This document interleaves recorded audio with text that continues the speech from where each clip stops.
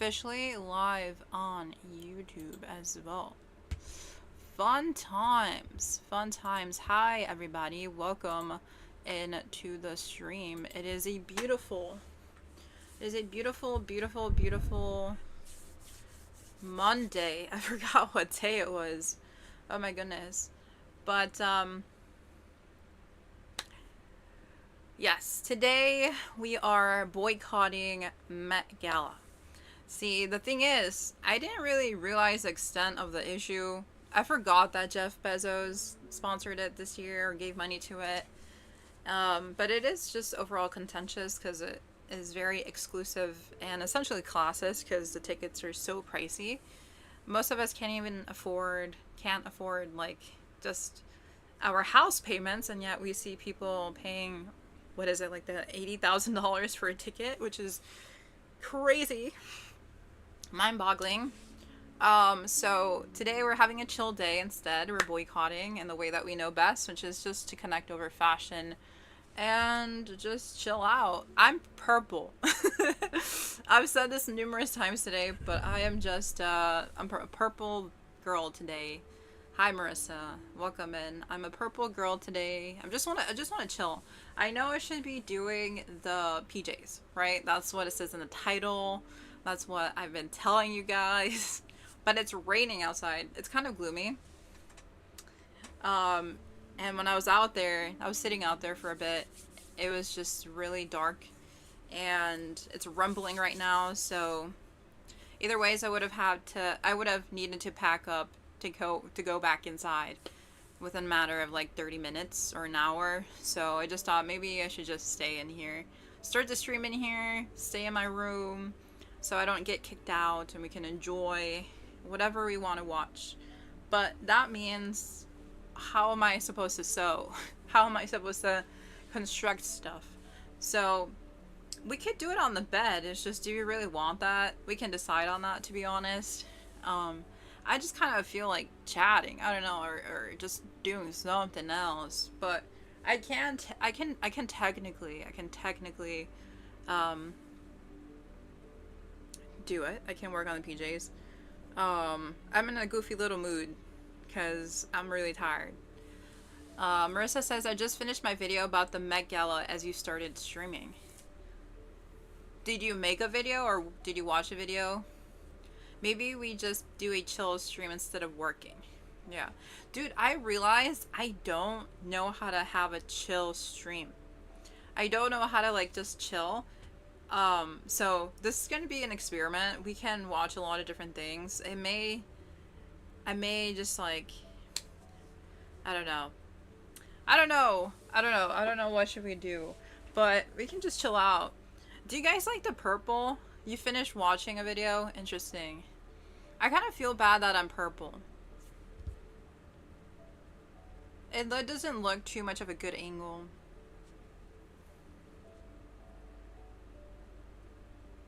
It looks low quality for some reason. I don't know why. Here's the video if you're curious.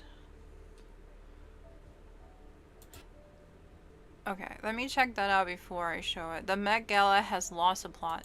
Oh, actually, we can kind of watch this, but I wanted to give you guys updates first. Yeah, let me give you guys updates about my life. And then, we can get started with that video. We can keep it chill. Yeah, we can keep it chill and watch the video. Okay, guys. Life updates. Tea. Dude, I wanted to jump on the stream really early. I wanted to be on here at like 1 p.m. because there is so much in my head, and I don't know how to process my life without other people or with okay, sorry. There's like so much tabs open. I'm trying to calm myself down. So, the way that I process life is either through talking to people or voice memos. Voice memos is not doing it for me anymore.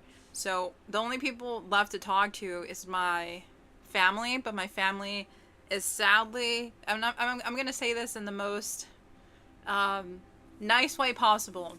They're not optimists. They're not happy people most of the time. I'm usually like the cheerleader in my life, That's just been my role. So even when I'm like really, really struggling, I'm the one affirming and being positive.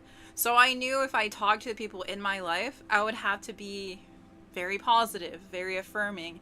Um, you're in a freaking ad. Okay.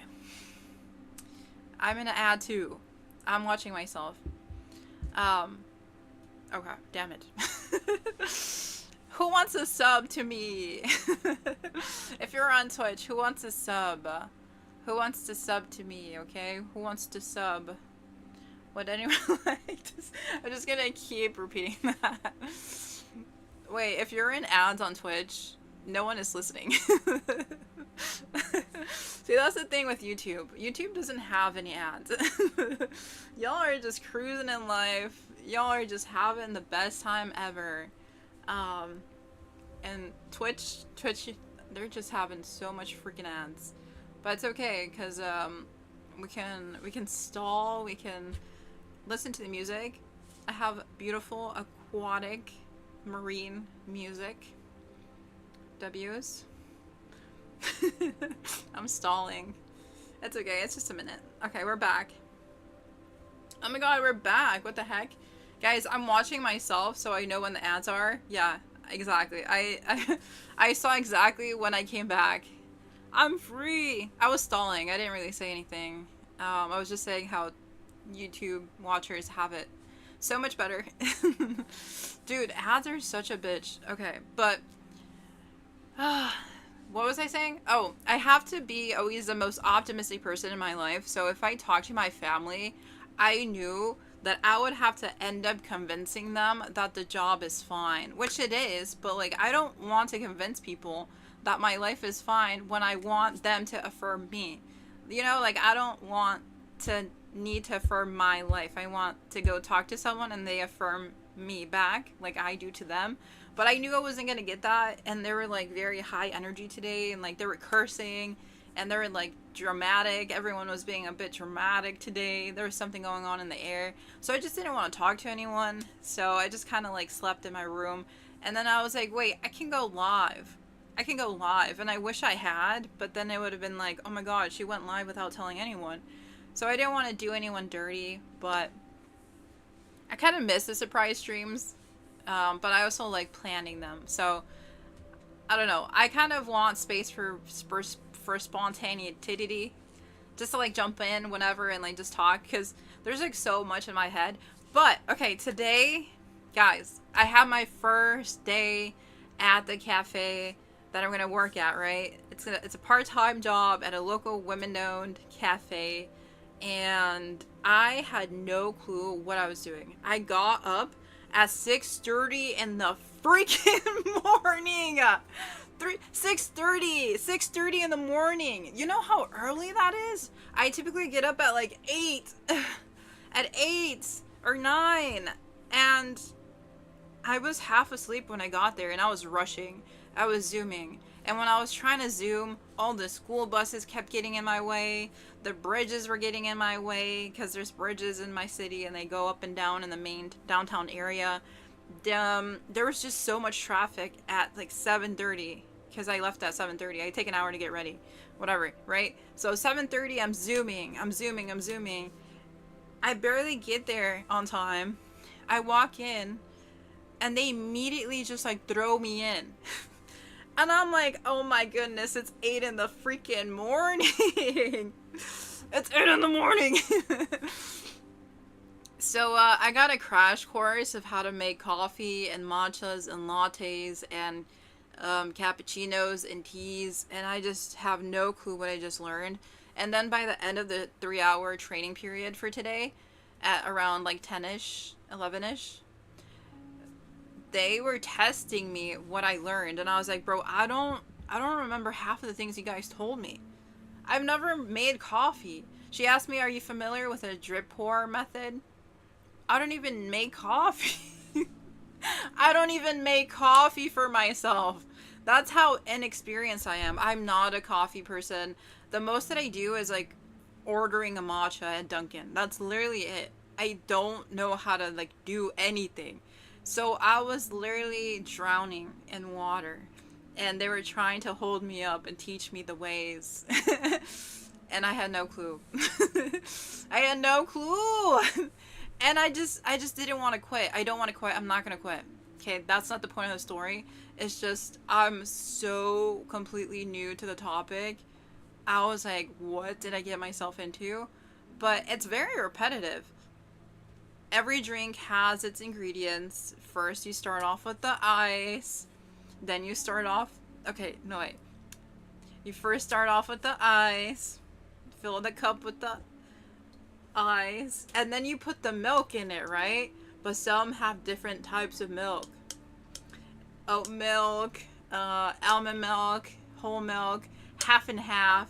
And you have to fill it according to, like, every other ingredient. So some people don't want creamer.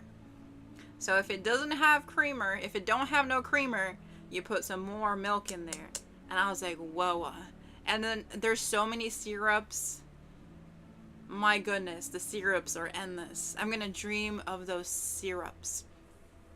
But see, the thing is, when you don't know what a drink is, you don't know what milk it needs, you don't know what syrups it needs, you don't know nothing. So I was completely winging it, and there's a million drinks under the moon, right? And people like to customize. So that was a shit show for me. I was watching people. Like, I got trained by like 3 of the baristas. They've been there since the beginning. I got trained by the owner. They're all super lovely people. When I was trying to do matcha for the first time, I completely dumped the matcha powder into the bowl. I didn't even use the sifter. How did I mess that up? I don't know. And I just looked over to the boss that was training me. I'm like, I'm so sorry. I just dumped all the powder into the bowl. What do I do? She's like, just add the water and mix it. I'm like, oh, okay, fuck my life. How did I mess up the most simple thing ever? Like, you just gotta mess with the powder. Dude, I was so nervous. I was so nervous. I was just... I couldn't think straight. I just couldn't think straight. And I was there for only 3 hours, and thank God I was only there for 3 hours. And I go back tomorrow at 12 until 4. But it's easy. It's easy. It's just I had no clue what I was looking at today. Tomorrow it gets worse though, because now they're gonna expect me to have a better idea of stuff. They're gonna be thinking, oh, she remembers. She has a sense to it now. So I'm gonna have to pretend to know or something. They gave me a guide. Sorry. The music in the background has an ad. The aquatic music. I need an ad blocker. I'm gonna recruit my brother to get me an ad blocker for my PC. It's on my laptop, but not for my PC. Okay. I'm gonna start that over. And that's done. Okay, that's up. What do you guys think about my story? I can get into more detail, but I don't want to dog on myself. So, yeah. Today was a horror show. Real horror show. And, yep. Tomorrow at 12, back to my destination of being a barista. Isn't life so crazy? Life is so freaking crazy. I'm a barista. What? Last month, I was working in an office for like a speeding organization. A speeding organization? That's not what I was working for. It was not a speeding organization. It was an organization for race drivers. Cari says it was only your first day and there is so much to learn, but you are more familiar with it now. Right. Tomorrow, my guys and my ladies, is gonna be a horror show. Yeah, I need to like grow more confident and like just not knowing, because I like to know everything about everything. That's just like my default when it comes to life. I just want to be an expert, and I usually get there really fast, but I typically hate the first days the most Me too, yeah. I feel so incompetent. I feel so dumb. I feel so fearful of making mistakes. I feel like a fish out of the water, and I'm the tallest person there. I'm the tallest person there. I just want to like shrink, you know? I just want to like hide. And I'm 5'9". I'm tall. And then I put these boots on and now I'm like 5'11". Okay? So that doesn't help when the owner of the building is like 5 feet. She's literally 5 feet, bro. So I'm literally a foot taller than her if you really think about it. She was right here and I was like right there. It was so interesting. So I will not wear boots tomorrow, and then I did wear a white cardigan today, and that thing got messed up because the syrups were flying, the powders were flying, the steam water was flying. You could just tell. You could just tell I had no clue if I wore white. You could just tell I had no clue.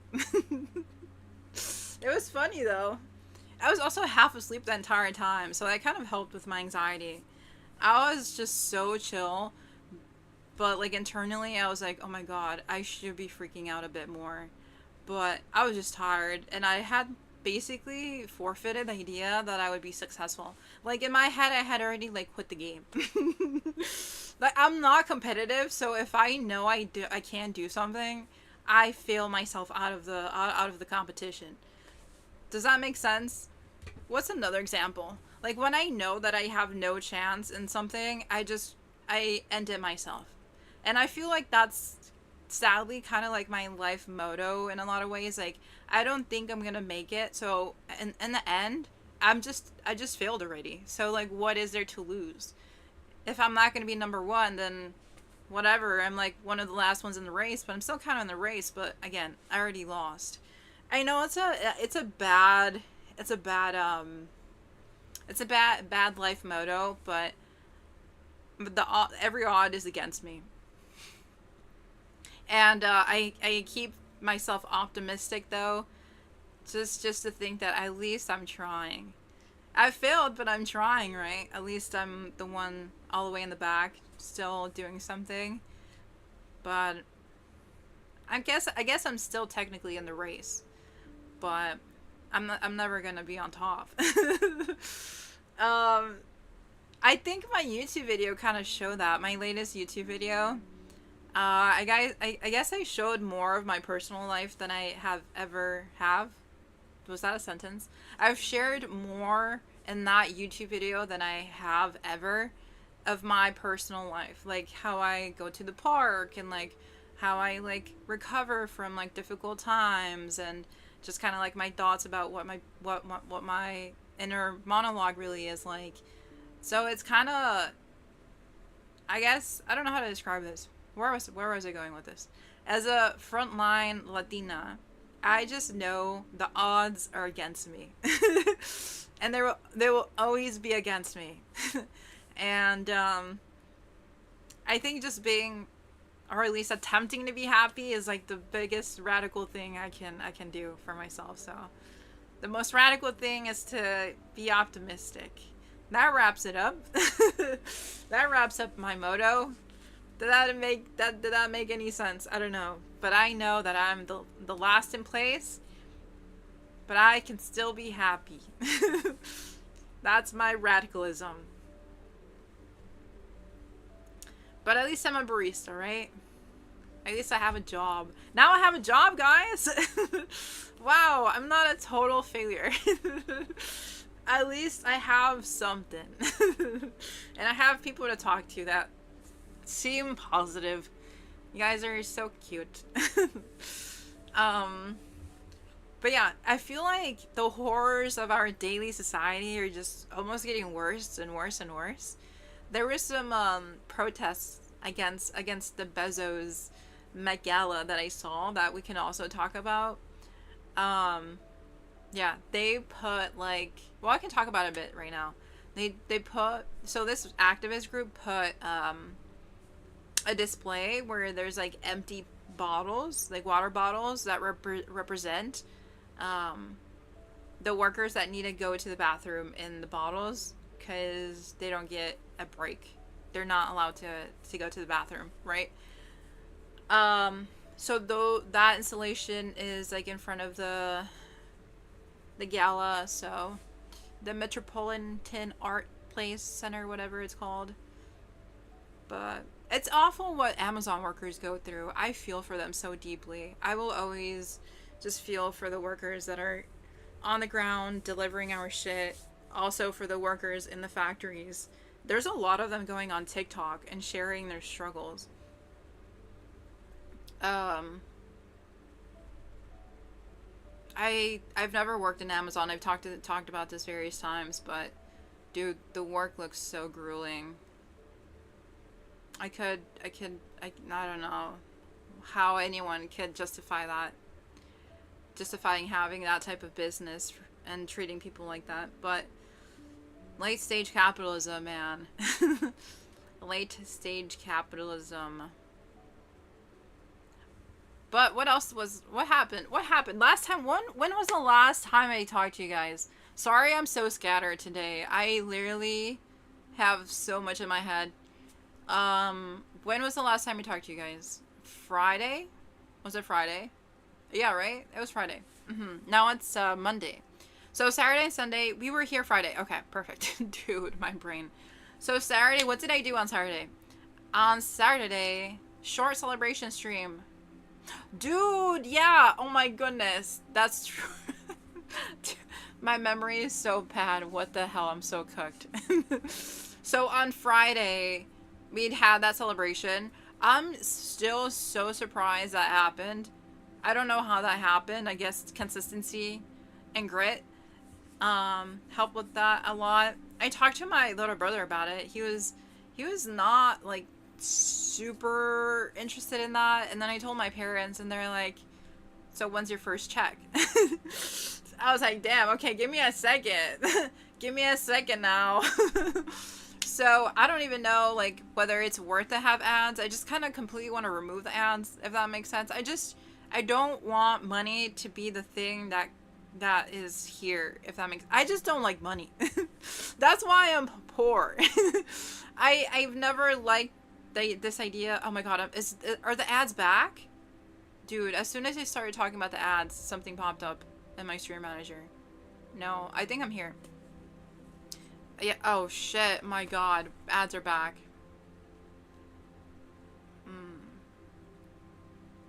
Ads are back. For me, there is an ad.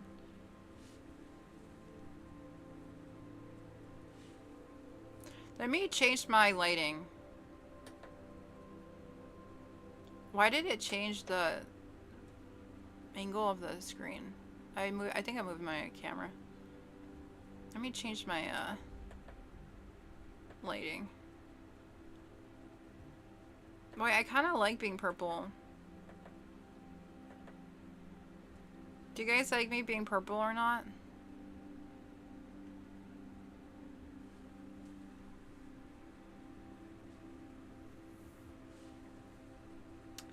Dude, okay, I'm gonna change my lighting. I put this makeup on and oh my god, it looks horrible. Maybe I should keep myself purple. Yeah, let me keep myself purple. It's okay. We'll be purple for a bit. Okay. This is so ironic because I was literally saying I don't want ads on Twitch and then they popped up. But it's only a short one. It's 11 more seconds. Dude, I need to get rid of these freaking ads. I swear to God.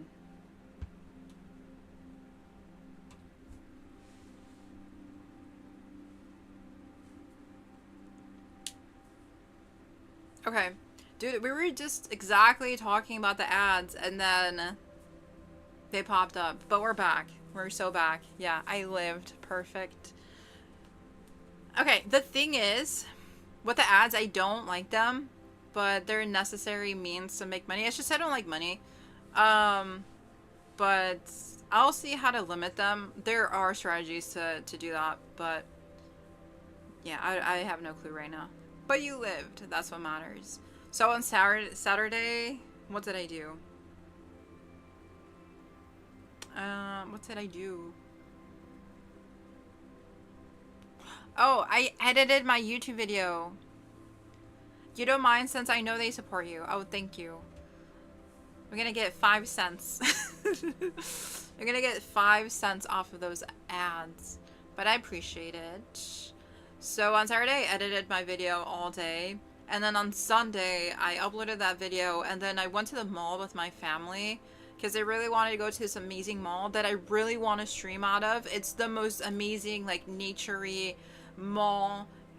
I just need that cell phone plan. And then I'll be able to go out there and, like, do it. So IRL streams are coming soon. I feel like I'd have so much fun doing IRL streams. It's just like getting into the practice of it and getting comfortable with the idea that it's just going to be a bit messy. Because I always want like the perfect angle or the perfect lighting or just like the perfect audio. And then when you're outside, that just kind of all dismantles because there's so many like things out of your control. So we'll see how I approach my first IRL.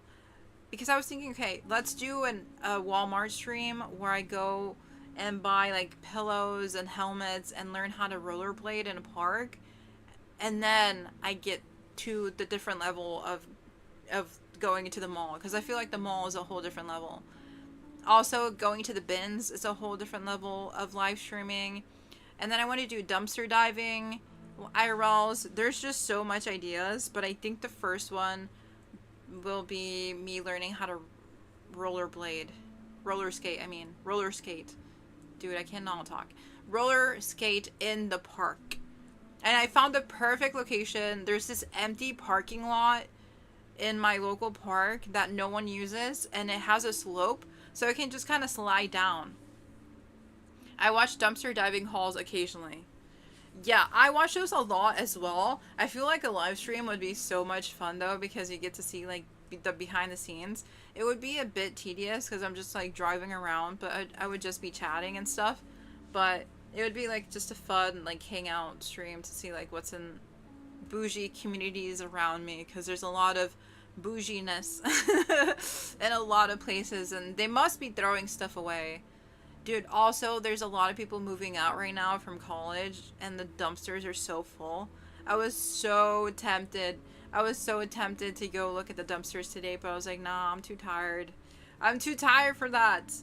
It would be fun. Definitely wear some thick gloves. Yeah, I do need some protective gloves to look through the things. And then I was seeing in some videos, they have like this long, like, tong, you can call it, a grabber. So they just like put the long grabber into the dumpster and then like use it to like grab stuff out of it. You know what I'm talking about. Like a long grabber. Just gonna keep repeating it because that just makes sense to me. Just something that helps you take out the thing so you're not like directly going in and like reaching in with your own hands. Yeah, trash grabber, exactly. That's the word. But I do definitely need to buy one of those and like plan what neighborhood I would go to, and then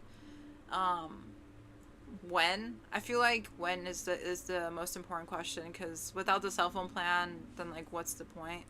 And that's gonna take some time. So I feel like as soon as I get paid and I get a good schedule of like what my days look like and when I'm available, I can start doing those. But today I just felt so like empty. It was the weirdest feeling ever. Can you imagine that your entire life is just to be a barista, and you just go in and work there, and that's literally it? That's so boring. That's so boring that your entire life is just to make coffee. Or lattes or matchas or whatever, but it's a job. Like, no one wants to be at work. No one wants to be at their job, right? So I feel like this is just a good reminder to invest a lot of time and effort in my own projects and my own dreams, because I don't want to do this for the rest of my life. I know this was my first day. If anyone that knows me is listening, I will keep the freaking job, okay? It's just, it makes me realize I want to work so much more harder for my own dreams, and I have a lot of money to save, a lot of things to do, a lot of goals to reach. but this is not. This is just a stepping stone. It's just a stepping stone. Cari says the person I watched goes to TJ Maxx, Five Below, Bath and Body Works, all of them after the trash has been dumped. Yeah, retail spots are the location. It's just sometimes they tell you to leave or they damage the goods. But I should check the malls, like the dumpsters in the malls. But I feel like that would be after I get familiar with like the ones in local neighborhoods. I feel like it's easier to go up to random dumpsters in local neighborhoods than like behind a retail spot. That, I don't know, it feels more scary to go to somewhere more official. But I can work up to that. Cari says my friend has worked for almost 5 years as a barista. Dude, I've been getting TikToks like that. I've been getting TikToks like that where someone starts off at 18 or something working in a cafe and then they're there for years. How? Like the work is so fast paced. It's so tedious. It's mind numbing. I already know it's going to be mind numbing. And it's just repetitive. It's over and over and over again. I'm so grateful it's just part-time. I would lose my mind if I was there all day.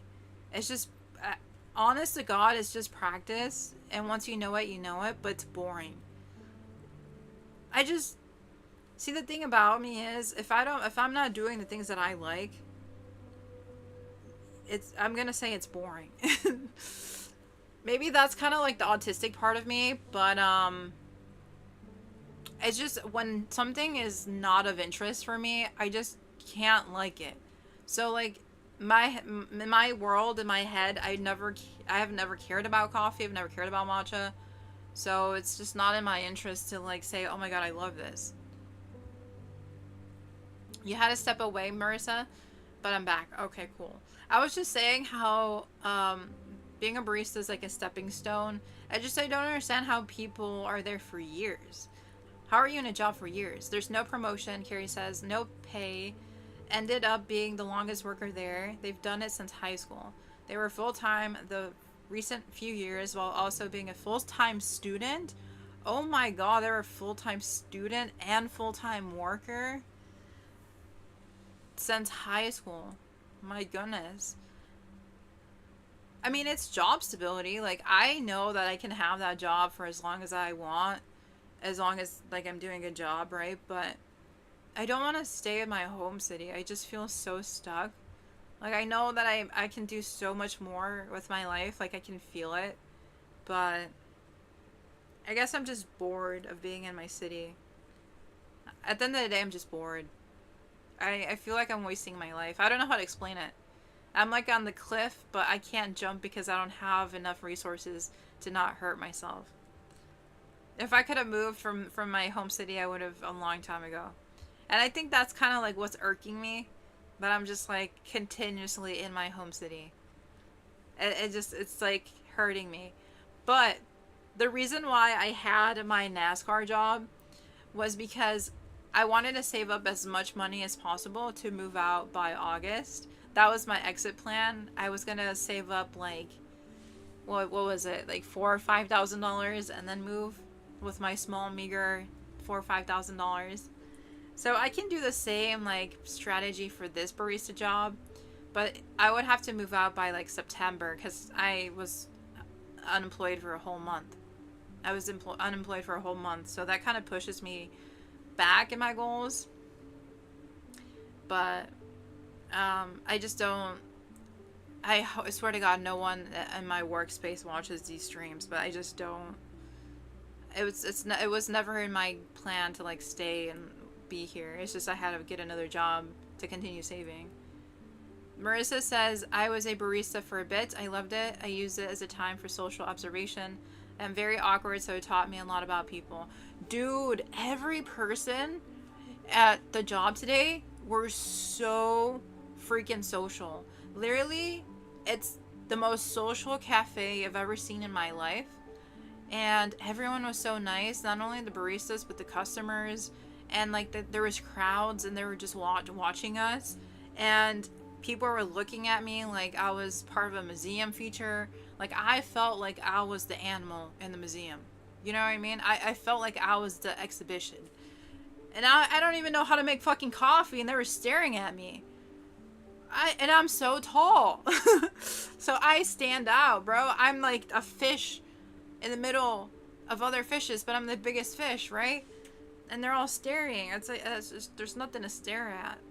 But I did almost see a delivery man almost knock out a 2-year-old. He had one of those carriers for boxes. I forget what they're called. And he almost knocked out the kid. It was very interesting. It's also very chaotic. I just, I don't know where exactly I would want to move. But I think a lot of my head is gone. It's like, I'm not even a shell of who I am. I feel like I've admitted that before, but I feel like I'm not myself. Like, my head is it's very foggy.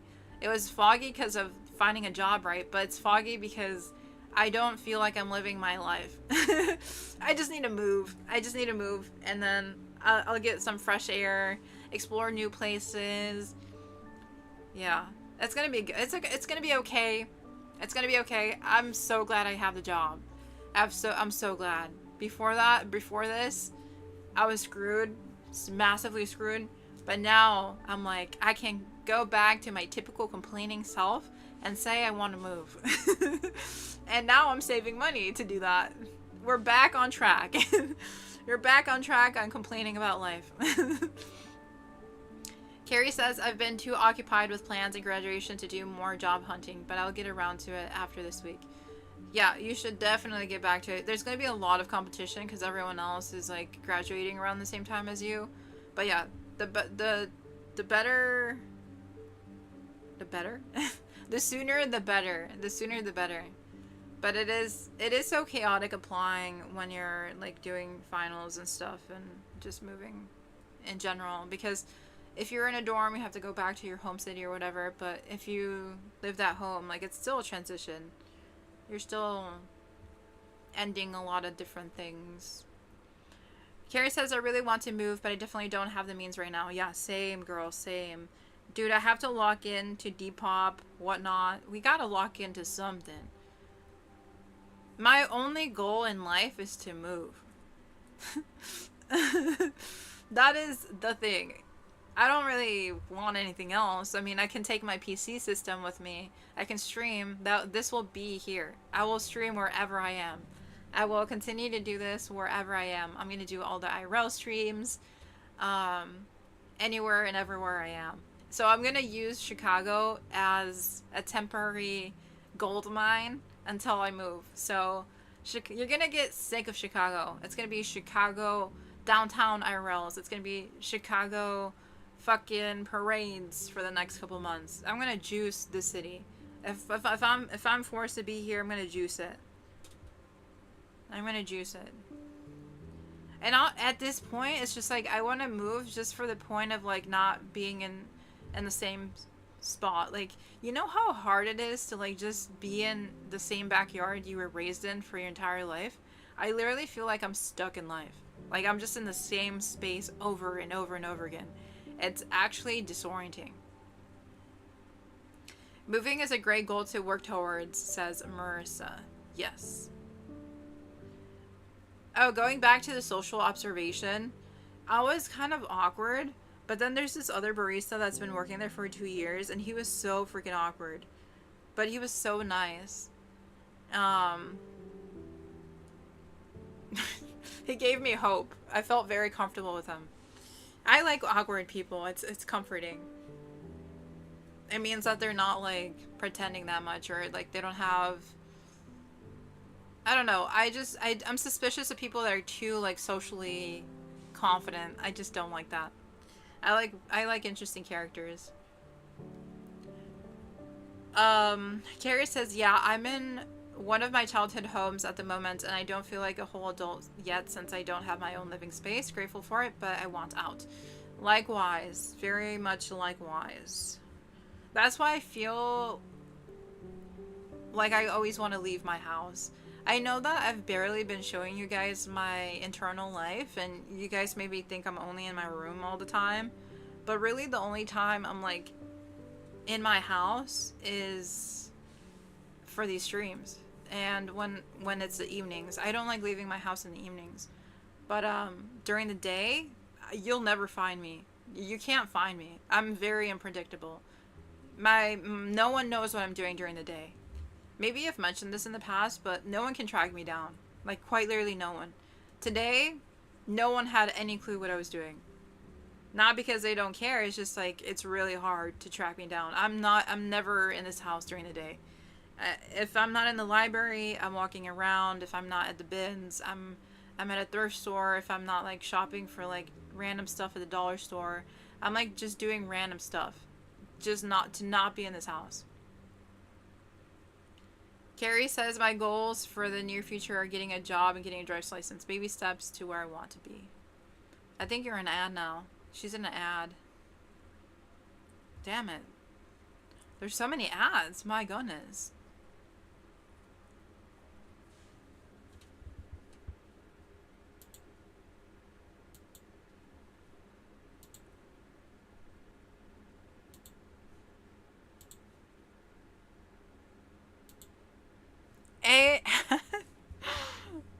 No.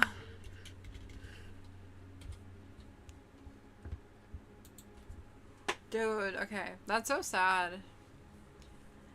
Cari says ad is telling me to use AI searches. Boo-hoo. Alright.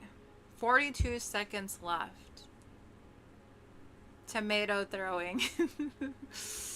Oh my goodness. Oh my goodness. The ads are really playing on Twitch. Oh my god. I really am on the affiliate side of stuff.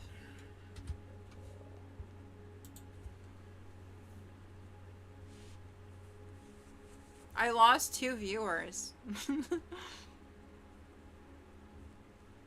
That's okay. That's okay. That's okay. I'll figure out the ads on Twitch. It's totally fine. I mean, I am losing followers, but like at the end of the day, like, I don't really care. If they don't want to stay for the ads, they're not really staying for me. Okay, we're back. I'm actually keeping track of them because I'm signed in on a different account. 2 people left. Two lurkers left during the ads. That's so funny. That's so freaking funny. Yeah, good idea. I'm just kind of stalling when the ads come, so you didn't miss anything. But yeah.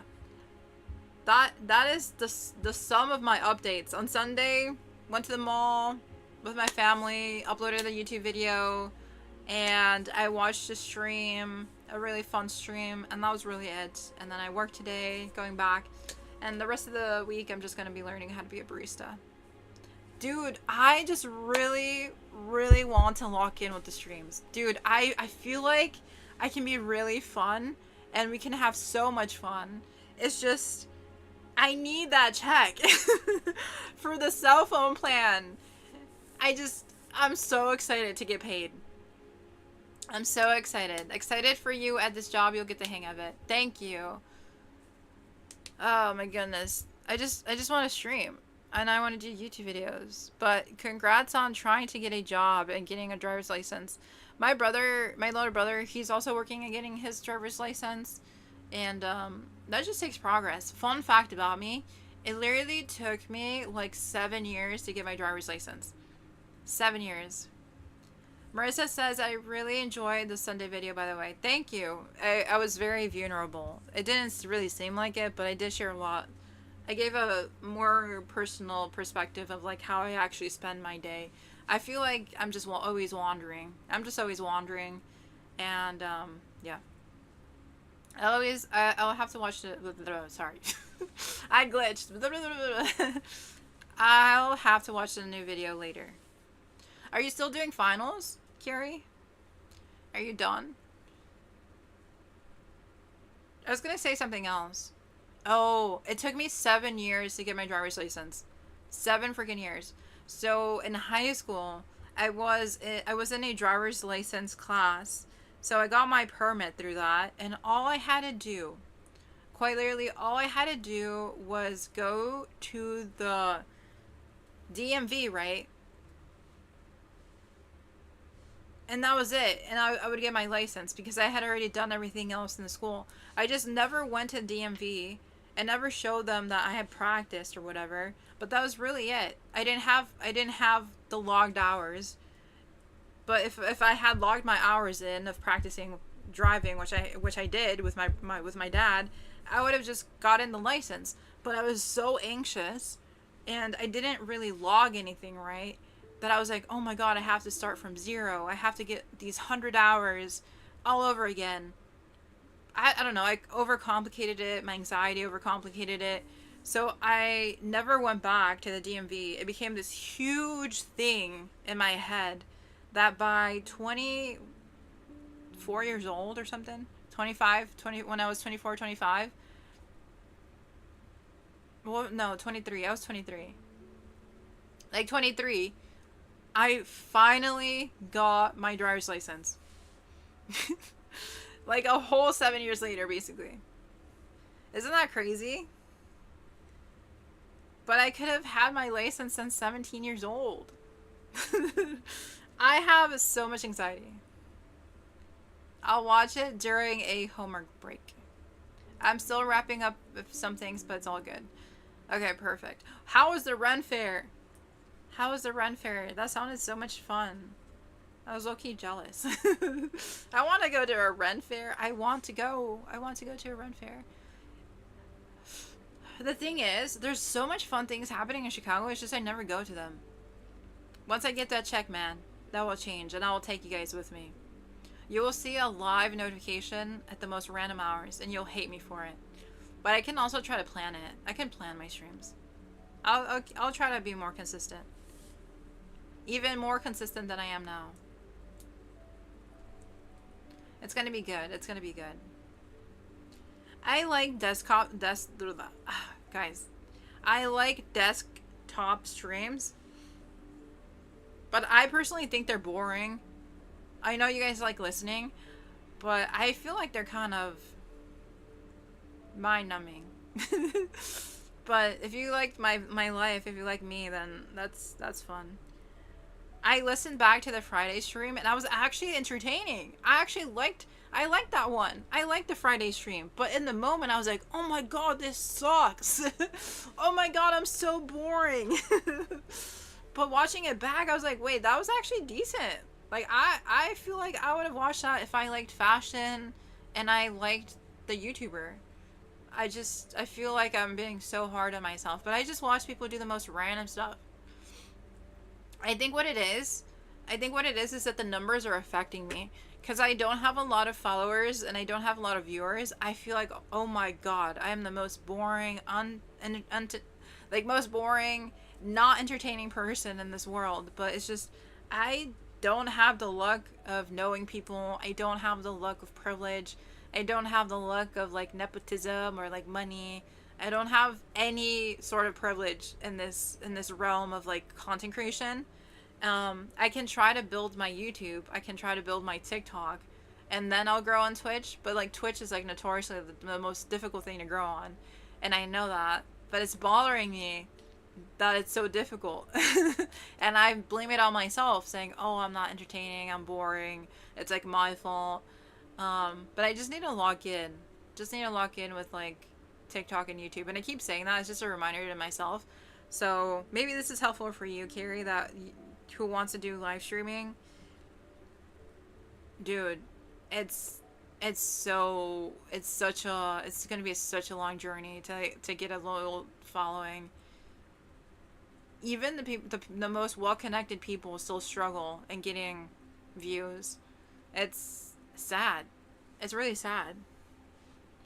I'm so TikTok brain rotted. I feel like TikTok is there. It's gonna be the savior for me, but it's okay. It's all right.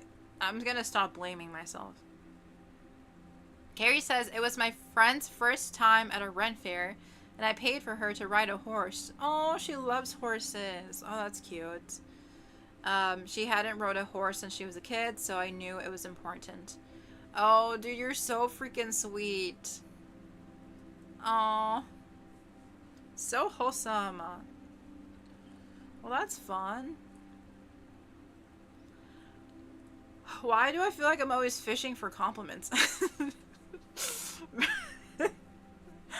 Oh my god. Marissa says, you are never ever boring. I think maybe the slow growth is a blessing because it gives you time to get comfortable with the size of your audience. You keep saying that. It's just it bothers me. Okay. I need to stop talking about numbers. It's just I get really bothered that some people have a leg up because of privilege. I just why can't I have some privilege? But it's okay. It's fine. You know, I'll be in last place and that's okay. I just need to accept it. I'm in last place. It's fine. It's fine. I've accepted it with you guys, but like in my head, I'm like, it's fine. It makes me sad. That makes me so sad. Why do I always have to be in last place in society? Cari says my sister got pulled into the parade with the Queen's Court. They walked the route of the festival. Oh my goodness. What the heck? What about you though? Wait, they didn't choose you? No. Bro, we gotta cancel them. How dare they? It's a 2-in-1 packet, okay? Choose one, you choose both. But that's so good for your sister. Aw, so much fun. Okay, I'm gonna stop talking about being the last in the race, but it's fine, it's whatever. At least I have a job, which matters. Okay, we're gonna move on over here. Guys, I've always been the personality hire. So if anything, I will be we will be successful because of something, right? I feel like success maybe is overrated as well. I feel like the main point about the Met Gala, not to get like too philosophical about it, but like what are we actually really doing with the Met Gala? Like what are we celebrating? I know it's like fashion is art and like beauty and artistic expression, but like what are we actually doing? Like what does it represent? So like when I talk about like winning and like trying to be the first in place, like at the end of the day, like if I am the first in place, doesn't that mean I'm like the Jeff Bezos? I don't know what I'm talking about anymore. Who the fuck cares about the race? You know what? Just ignore everything I just said. My metaphor actually turned out to be horrible. My metaphor is not that good today. Cari says it wasn't super fun for me, but I enjoyed seeing them and have fun and get compliments. Aww. No, not fun for you. Which one is it? I'll cancel them for you. I'll give them a bad review on, what's it called? Google. Tell me. I'll give them a bad review on Google. Oh my gosh. Okay, what is this video? What are we actually doing in life? What does this represent? To be number one, what does that really mean? To go to the Met Gala? If I was invited to the Met Gala as a fashion influencer, would that mean would that mean I'm being number one? Wait, I think it would, because Emma Chamberlain, she's like one of the, what is it called? The interviewers for the show, and she used to be a YouTuber. She loved fashion. Now she's there. Wait, would I sell my soul to the devil to be number one? Nah. Maybe I'll be top like 53, 530. No, top 5,300. Yeah, there you go. Right in the middle. I just don't want to be a barista. That's all I'm trying to say. That's all my point is. Fashion's biggest night. The Costume Institute's annual fundraiser, where America's most photographed people walk up the steps of the Met dressed as the Wait, okay, for next year, you know what my goal is? Sorry, I just play this. My goal next year is to put like a red carpet on stairs in a park and just walk up and down it with random outfits. I'll do my own Met Gala. It's gonna be the most fun thing ever. See, if they can do it, I can do it too. And then and then I'll just hire or like have no, you know what? I'll have tripods with flashing cameras, automatic flashing cameras. We don't need humans, just tripods. Maybe random people will come in and walk the carpet too. Yeah, maybe. Just random park enthusiasts. Do you want to be part of my Met Gala? Do you want to be part of my Met Gala? Sure. Theme of the year, which this year is, and I'm not making this up, costume art. Yes, costume art, as in fashion is art and art is fashion. Profound. Truly the bravest theme since camp, except actually nothing like camp. But the theme isn't the story this year. The story is who's holding the door open. Because for the first time in Met Gala history, the co-chair of the evening is Lauren Sanchez Bezo'S. Yep, that one. The wife of Jeff, owner of the Washington Post, friend of the current president, and quietly for years now, a major donor to the Met Gala itself. So this year, the most exclusive room in American culture is being co-hosted by a woman whose family fortune is built on warehouse workers and delivery drivers peeing in bottles. The very same person whose husband flew to a Trump inauguration after spiking his own paper's endorsement. Democracy dies in the broad daylight of oligarchy, I guess. And Actually, I think she's making me more woke, and I'm realizing maybe my ache for success is just like a replication or symptom of capitalism and colonialism. You know what? You know what? I'm gonna be a DIY queen. Next year, we're gonna have that park Met Gala. We're gonna have beautiful random people walk it, and it's gonna be a whole protest against this event. Yep. Yep. We need to be more woke with this. Wokeism. Not activism, wokeism. Yep, wokeism. museum it's funding operates in a country where the same administration is gutting arts funding and sending masked agents into the garment district and factories that make the clothes you're about to see on the carpet. I'm Akilah Hughes, and on this episode of How Is This Better, I'm trying to figure out how fashion's most talked about night became a full Bezo'S production, and how much the public can care in this economy. First up, Rebecca Sananes and Meredith Lynch, who co-host The Moment Live together. Rebecca is a journalist, former head of audio for Prince Harry and Meghan, and a self-described media girly who genuinely loves fashion. Meredith is a content creator who covers the intersection of pop culture and politics, and crucially for this conversation, spent 15 years working in nonprofit fundraising before she went full-time online. She knows what these events actually cost to put on, and I asked them what storylines they were tracking heading into Monday. You know what I was immediately interested in? Mayor Mamdani not going to the Met Gala. Right. That even is sort of a statement right now. Because I think something that we forget about the Met Gala is it is a fundraiser for the Costume Institute at the Met. And if you've lived in New York City, like, that is a delight that you get to walk in there for free as a New York City resident and spend all day. Like, it is a very special place, and I think people forget that that's what it's for. Bye. And so the New York There's mayor ads coming. usually comes. So sorry. He There's said ads he's coming. not coming, and I think in some ways that's to differentiate himself from Oh my god, there's ads. Fuck. I tried to warn, but it was too loud. GG's. Every single time there's ads, people leave. That's okay.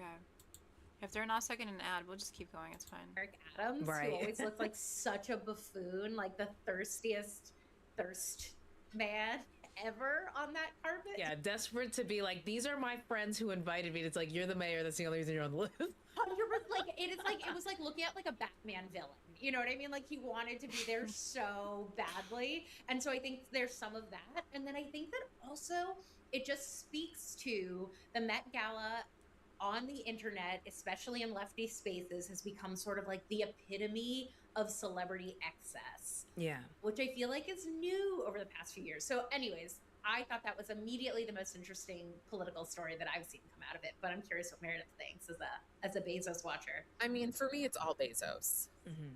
I think it's incredibly interesting to me that the Met Gala is tied to Bezos for many reasons. But one of the reasons I keep coming back to, and I can't really get out of my head, is that at its core, when it works, the Met Gala is about funding the Metropolitan Museum of Art. That's wonderful. That's great.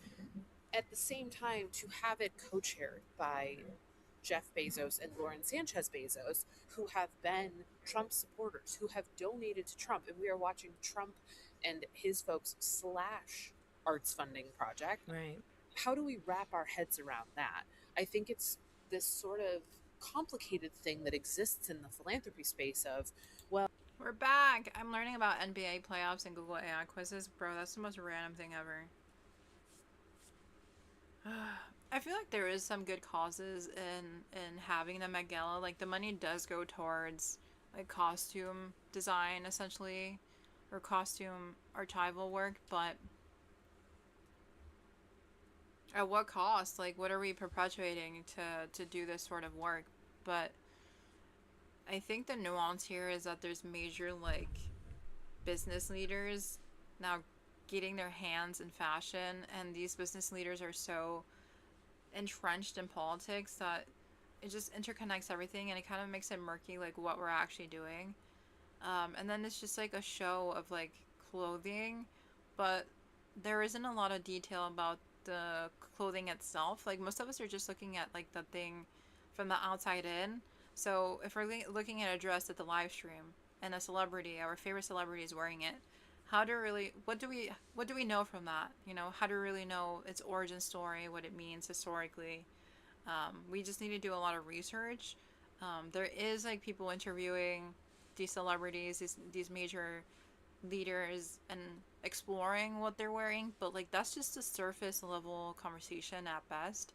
So I feel like the conversations that we're having around fashion in general need to be more nuanced and more complex, and also really tie in the perspective of, like, what had to happen for this sort of event to come together. And if Bezos put his money into it, then it's kind of inherently unethical, given the money is coming off of the backs of, like, exploited workers, not only here in the United States, but, like, from every single country in the world.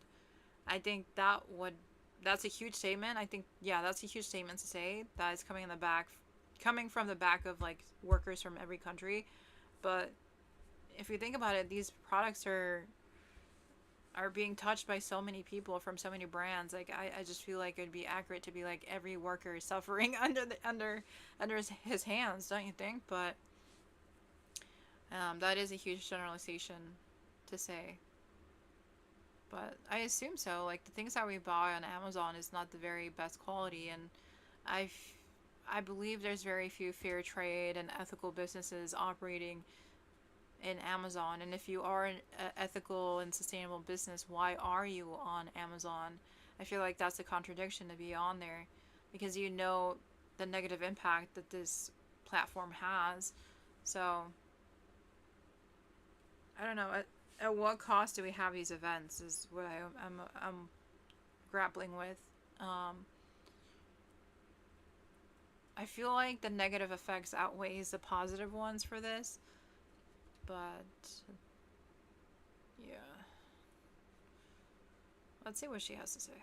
well, we need philanthropy because, the healthcare system is stacked against us, and, the education system is stacked against us, and these universities only succeed if they, make fundraising quotas. So it's like, maybe the problem isn't the funding. Maybe the problem is all these people who have so much money and aren't getting taxed properly. So I also just think I don't care if you are my best friend that I've known since second grade. If I see you with Jeff Bezos and Lauren Sanchez, you are done to me. And I think that's why Mamdani is not going. He can't be in a 100-foot radius of those two. I want to sit on that for a second. The Met Gala raises real money for an institution most New Yorkers actually use. It is technically a charity event, and Meredith spent a decade and a half running events exactly like it, just smaller. So I went there because if anyone is going to know where this money actually goes, it's her. One of the things that I love to say, because, you know, I did do nonprofit events for a long time, is netted or grossed, baby. Netted or grossed. Because the difference in the gross and the net on some of the large scale events that I would put together would like make someone cry. Like, you'd stand up there the night of the event, and I never signed any NDAs, so I can say this.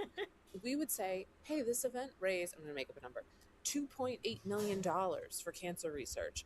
And Bro, that's a lot of money. Oh, I paused at the wrong... Let me... I would know. Okay. Marissa says, I'm so glad you're watching this video. I saw it this weekend and was tempted to send it to you. Yeah, if you think we should watch anything, you should definitely send it over. I don't really understand much about the charity part of it. But we can also speed it up a bit. We can speed it up. It is getting a little bit monotonous right here with the nitty-gritty moments, but we're starting to get the points. That the event itself cost upon hundreds and hundreds of thousands of dollars, and hiring the fanciest event planner in the city, and making sure that the really rich donors had exactly what they wanted in the months leading up, flying to their homes to have private meetings with them to make sure that the event goes well, right? So all of the things that go into these events are the same sort of like rich lifestyle that these people are accustomed to. And so they're not going to go to the Met Gala if it's like going to like a park and everyone's like, this is a fun fashion show. Right. Like, it has to be at a certain level, but that level has a huge expense. And so I'm sure that the Met Gala actually does do pretty well in terms of what it nets, but I do think it comes at a huge cost. And I guess, like, should we really have to live in a world where so much of the gap of what we want to do as a culture is... What is she on about? That it costs a lot of money to make an extravagant event because rich people like to be rich, and so the benefit of going to a hyper curated expensive event is that it's going to replicate the life that they're going to have. I love when people are really straightforward and just get to the point. Lady, get to the point. What are you talking about? Get to the point. What are you going on about? We're spending a lot of money to create a fancy event so that rich people can continue to have a fancy, rich world and event to go to. Right. Okay. Next. What's the point? I hate when people just yap. Get to the fucking point. I'm sorry. Deciding to move us forward has to come from rich people opening their pockets after they're barely taxed. That's so true. Right. And it's also like, I mean, I think it's different in most other countries. Like, there is just funding for the arts. So they don't have to constantly be begging the people that are being overpaid to like throw us a few bucks so that we can have a nice museum in the city. Right. The thing the Met Gala is for, funding museums, is a thing we shouldn't need a Met Gala for. Most countries just fund the arts. We get a tasting menu and a step and repeat instead. And the very You're talking a bit about like societal norms and like societal structures, and I do think it touches on systemic change. Maybe they're not going to directly talk about this, or they do, but I just keep pausing on the video. But structural change is so needed, and I feel like the Met Gala is like a symptom of the society that we live in, of capitalism and how we prioritize like the elite and giving them fancy classist events to go to. And it's essentially a distraction from the lived realities of the everyday person who's struggling to afford their bills, their apartment rent, their food. I think this is quite literally a manifestation of like social injustices, and I think obviously the arts right now is a very privileged space to be in. You need resources to be artistic. You need time to do this. I've talked about this before. I've talked about this a lot. To be an artist or to be in artistic spaces, you've needed time and money and privilege to be an artist. And that's why I don't necessarily want to say that I'm an artist, because I don't have a lot of time. I don't have a lot of privilege. I don't have a lot of resources. So it makes me personally uncomfortable to be like, oh, I'm an artist. I could say that because I've done a lot of work in art. It's just, I don't have what it requires to be a true artist, if that makes sense. Maybe I'm just dogging on myself, or it's like a bad mentality to have. Maybe anyone and everyone can be an artist. Like, as long as you try to draw something, you can be an artist. If you create something, you're an artist. But most of the times, like, it's the ones with the most resources that are doing the most artistic, beautiful things in the world. Maybe that's a mindset I have to change. But I personally don't see myself as an artist because of the social inequities that I'm experiencing. But in theory, like, in reality, I could be an artist. I could classify myself that, but I don't feel like one. I just don't have, I guess, what it takes to be one in this world. Like I have to go to work. That's really it. Cari says, I say that I am an artist even if I don't have the privileges that rich fancy ones do. I'm still an artist and creative because I create. Yeah. I mean, that's why I say, like, I know this is kind of an interesting take, but on my level of thinking in my head, it's just, I don't have that in my head to say that. It hurts to be like, oh yeah, I'm an artist. Like, no, I'm not. For me, I can't be that right now. I'm sorry. Maybe if I'm less stressed, maybe if I'm less burdened with surviving, maybe if I have more money in my account, maybe if I'm less worried about how to like leave my hometown, maybe then I can call myself a artist. But when I'm surviving and like I have this huge crushing feeling that I'm never gonna make it in life, I can't feel like I'm an artist, even though technically these streams can be art, even though like the stuff that I create can be art. I just can't call myself that. Like, I'm not in that space. There's a hierarchy of needs and like a hierarchy of like survival for me, and I feel like until I have my own apartment, until I have my own stability, my own savings, my own sense of like being in life, I can call myself an artist. But right now, I'm just a fucking worker surviving. That's really it. I'm sorry, but you can't call yourself an artist no matter how much you do or don't have. Like, you can label yourself as whatever, and I think that's the beauty of life. It's just, for me, I'm just talking about me, I don't feel like I have that luxury. I don't have that beauty in my life to say that about myself. I just don't. I don't.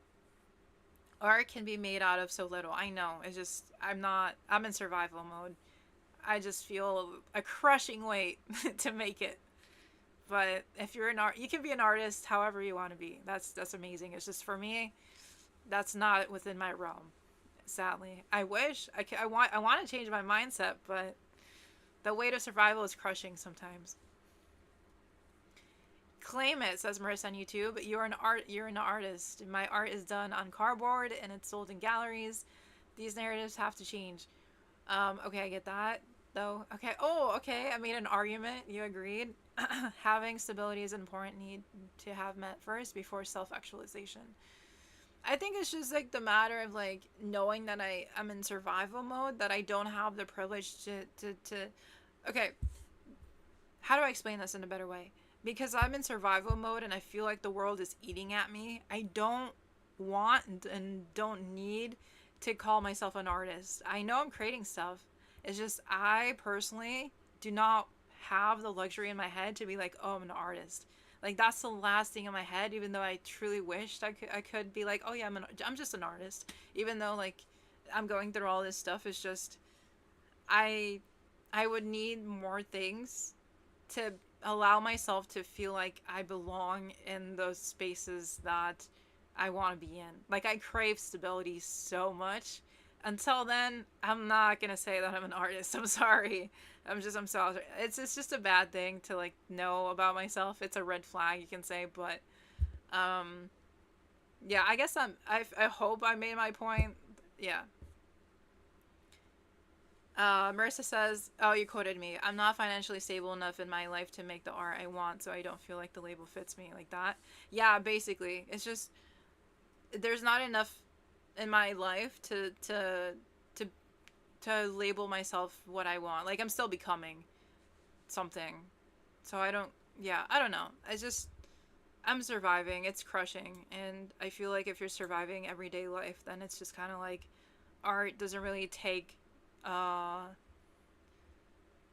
take a shape in like how you see yourself, if that makes sense. Even though art is everywhere, it's just, I feel like my life is very empty. Like, it's just, I'm trying to survive. That's really it. That's what I'm trying to say. That's it. Yeah. Someday you'll get to that point. Yeah. Hopefully with more stability. Yeah. People writing the biggest checks are the same people whose tax avoidance is the reason the museum needs the check in the first place. It's a closed loop. They underfund the public good, then charge admission to fix it. And we clap because, Zendaya looks great. Now, about the Bezos' specifically. Because the question isn't just whether they're allowed to buy their way in, it's whether they're going to be welcomed once they're inside. Whether the people who actually shape American culture, the designers, the editors, the celebrities with real cultural capital, are going to make room for them, or hold the line. I asked Rebecca and Meredith if the Bezos' are ever going to be loved by the American public. I don't think they'll ever be warmly welcomed by the American people, but I do think they are going to be warmly welcomed by money. If you look at some of the people who, hang out with them, who are willing to take their money, you look at people like Jose Andres, Eva Longoria, even just the wedding had so many people there who, like, yeah, of course, like the Kardashians were there, but then people were like, well, why is Leonardo DiCaprio there? Right. So I think what they do is they surround themselves with enough people who have enough goodwill that people kind of go, well, they've made it. Now, does that mean that I think that Bernie Sanders will ever, want to sit next to them at a dinner? No, but I don't think they give a shit. I don't think that they want that. I think they just want the money and the fame, and they know that they can play to pay at that echelon. But I also think that the average American is not reading Vogue, but the average American cares who owns Vogue, and those are two different things. And I think the average American does not want to see the Bezos succeed. Right. I mean, at this point, I think that, like, it does feel as if I feel like that's a huge generalization on her part. That the average American wants to see Bezos go under. Yet I feel like a lot of us are just buying from these companies. So I always like to call out generalizations. Like, okay, maybe some of us like to see Amazon fail, but like most of us are buying from Amazon. So we do have to kind of check actions versus thoughts as well. But yeah, I'm really wary about generalizations. And she just made a huge one. Does every American hate Amazon or like Bezos? Not really. I feel like we're not as woke as we wish. That I wish we were. We're not really a woke society, but there's a mix of different ideologies, obviously. But if all of us didn't agree with Bezos or didn't agree with Amazon, I don't think it would be as successful as it is. And this is in no way advocating for Amazon, obviously, but like there's a reason why it's so powerful and why it's so profitable. It's because a lot of us are using it. Yeah. Ads are incoming as well. Okay, ads are coming. So come back in a minute or something. I'm gonna keep playing the video though. they're really running away with it. It doesn't seem like there's an even playing field. Can I also just throw something else out there? The Bezoses are tacky. Yeah. I remember like tuning into their wedding because like I really like fashion culture. Like Same. It's my, I'm I'm just curious if we're moving it forward, I'm curious. I think like I like taste. Like I like to see what it is. That's what I always loved about the Met Gala. It's like Rihanna with the big gold canary yellow train down this, like it is beautiful. I love to see it. And I remember tuning into their wedding and I had this feeling. I was like, all the money in the world and you simply cannot buy taste. Right. Like that wedding dress and that spread, they are tacky. And they so look tacky. Right? Like I think Anna Wintour has something intangible. Like she really does have this immaculate, unique, special taste that they simply do not bring to the table. Like they are tacky. And so like on top, I think that's part of it is I think that Lauren Sanchez Bezos thinks that she's gonna be able to like buy her way into an aesthetic taste. And like if I've learned anything from seeing their wedding photos, you can't buy it, After the break, I go a little philosophical because I think there's something to this. I don't know about you, but I like keeping my money where I can see it. Unfortunately, traditional big wireless carriers also seem to wedding looked no matter what. It's a freaking ad, bruh. Still looked like a hostage. There's a reason the Bezos wedding looked, no matter what they spent, like an Atlantic City casino. And I think it's because taste isn't a product you acquire. You can't be openly contemptuous of artists and then expect to look like an artist's muse. Which brings up the obvious question. If AOC wore the tax the rich dress to the Met a few years back, and Mamdani is publicly skipping this one, is anyone actually going to push back on the carpet itself? I don't think we'll see any bold statements. I think, actually, I take that back. We're going to see people wearing ice out pins, which I'm going to say, okay, let's talk about that. Right. I'm just warning you, if you wear an ice out pin to the Met Gala, I am going to drag you in perpetuity, okay? Because let's talk about how the Bezoses have helped to fund systems of oppression. So I do think we're going to see some ice out pins. We'll see some of that. We'll see a couple of political statements, but I bet that we're not going to see a lot of those people on the red carpet this year. I don't think we're going to see AOC there. Yeah. I was almost thinking the opposite. Like the way that my brain went is like, would we ever see Melania there? If she goes, I'm burning. I'm throwing my TV off the one break. But you know what I'm saying? Like she did her documentary with Prime. With the Bezos. You're not right. wrong. When you asked that, I mean, I was like, of course, I don't think we're going to see. Like, I think AOC made a mistake. I think she knows she made a mistake. I think that politicians on the left certainly know. Like Bezos is aside, I think they just know that they, other than Eric Adams. Hold on the ice out pin thing for a second. We're going to come back to that because there is no way to talk about who makes it through ICE checkpoints to get a fashion brand's clothes onto a Met Gala carpet without talking about who's actually sewing those clothes and whose hands are at risk right now. But we'll get there. First, the part of the conversation that broke my heart a little about how dead all this feels. I told them what I'd noticed at the Oscars this year. Everyone in black, everyone in silver, everyone skinny, slick, severe, slicked back ponytails, tiny sunglasses, the kind of red carpet where you walk away unable to remember a single look. I asked them if we're just in a dead era for fashion, if we're waiting out the regime in beige. Are we just in a dead era for color and fashion and, big expression? Are we just sort of waiting for... The color of the year is white. Isn't that so lovely? Holy shit, we're like doing amazing stuff in fashion. If the color of the year is white.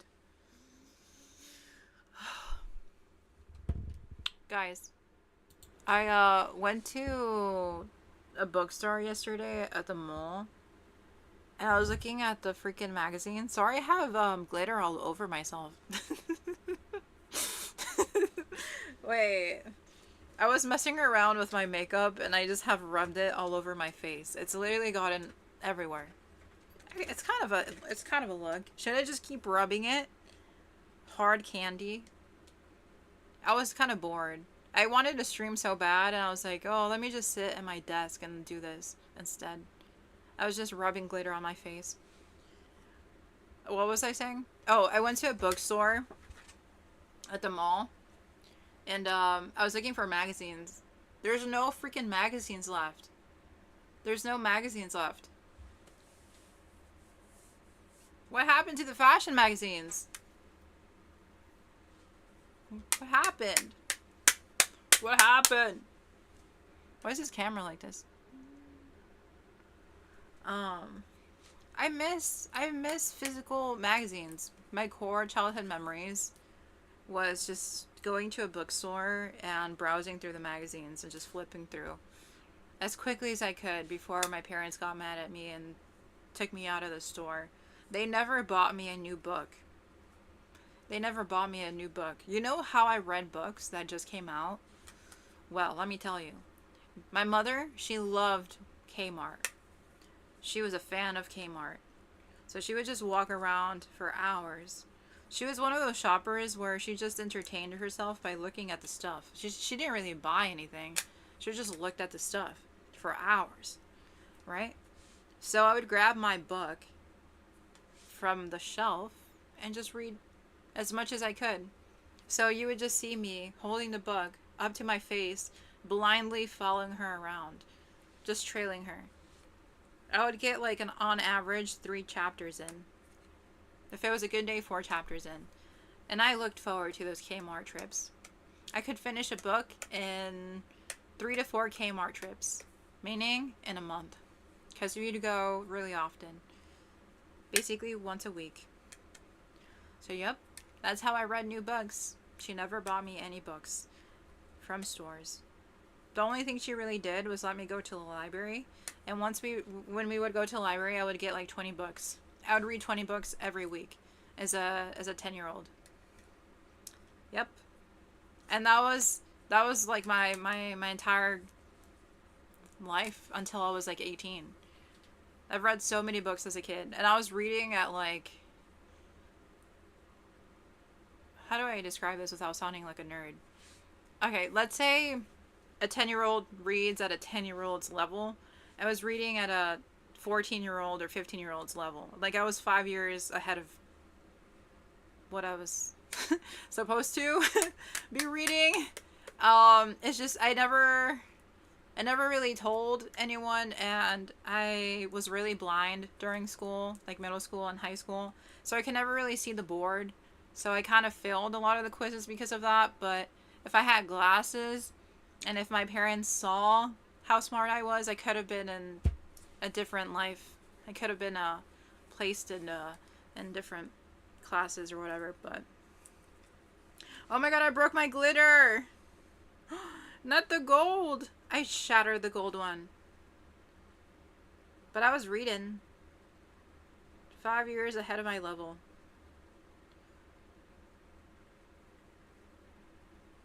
And then in high school, I got into AP classes the last year, my senior year, because I really wanted to test if I could do it. And I would ace every single test, even though it was my first year being in AP classes. Meanwhile, all my friends who were in AP classes, they were struggling. So I was an untapped genius. Imagine if that was tapped into. Anyways. I don't know why I just shared that. I don't know why I said that. But aesthetics of fascism in action. Yes.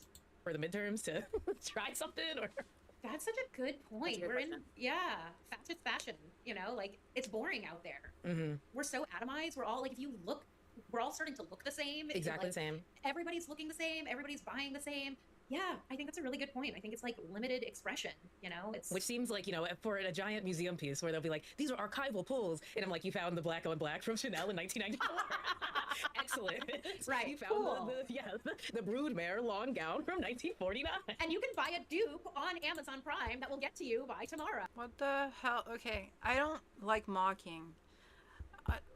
Okay, we can have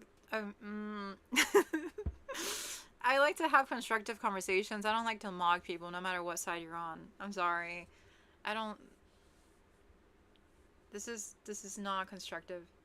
Oh, Yes, exactly. I guarantee you we're getting Amazon fashion 100%. integration. Ugh, horrible. I mean, costume art too is like, to me, I'm like, are you going to be like recreating wearing things from art? Like, Right. that's a very big statement. But I also think like right now what I'm seeing in fashion is like, I just saw like Victoria Beckham has a collaboration that's coming out with Gap. We're all here yet. Like, could we get any more? And she's like, well, Gap is like classic American. I'm like, and you're not. You're not. Like, no offense, but like, It's like, that's cool. Okay. Do we have any other videos? Sorry, I feel like they're just mocking. I like nuance, not mocking. I'm sorry. It's bothering me that yeah, I'm gonna move on. Okay, here is the live stream Met Gala 2026 with Vogue.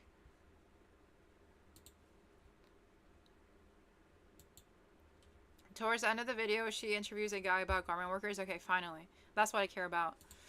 Garment workers, I should probably not look at my history with you guys.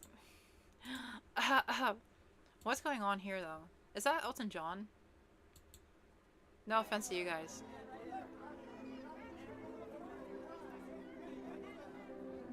I thought we weren't going to watch the gala at all.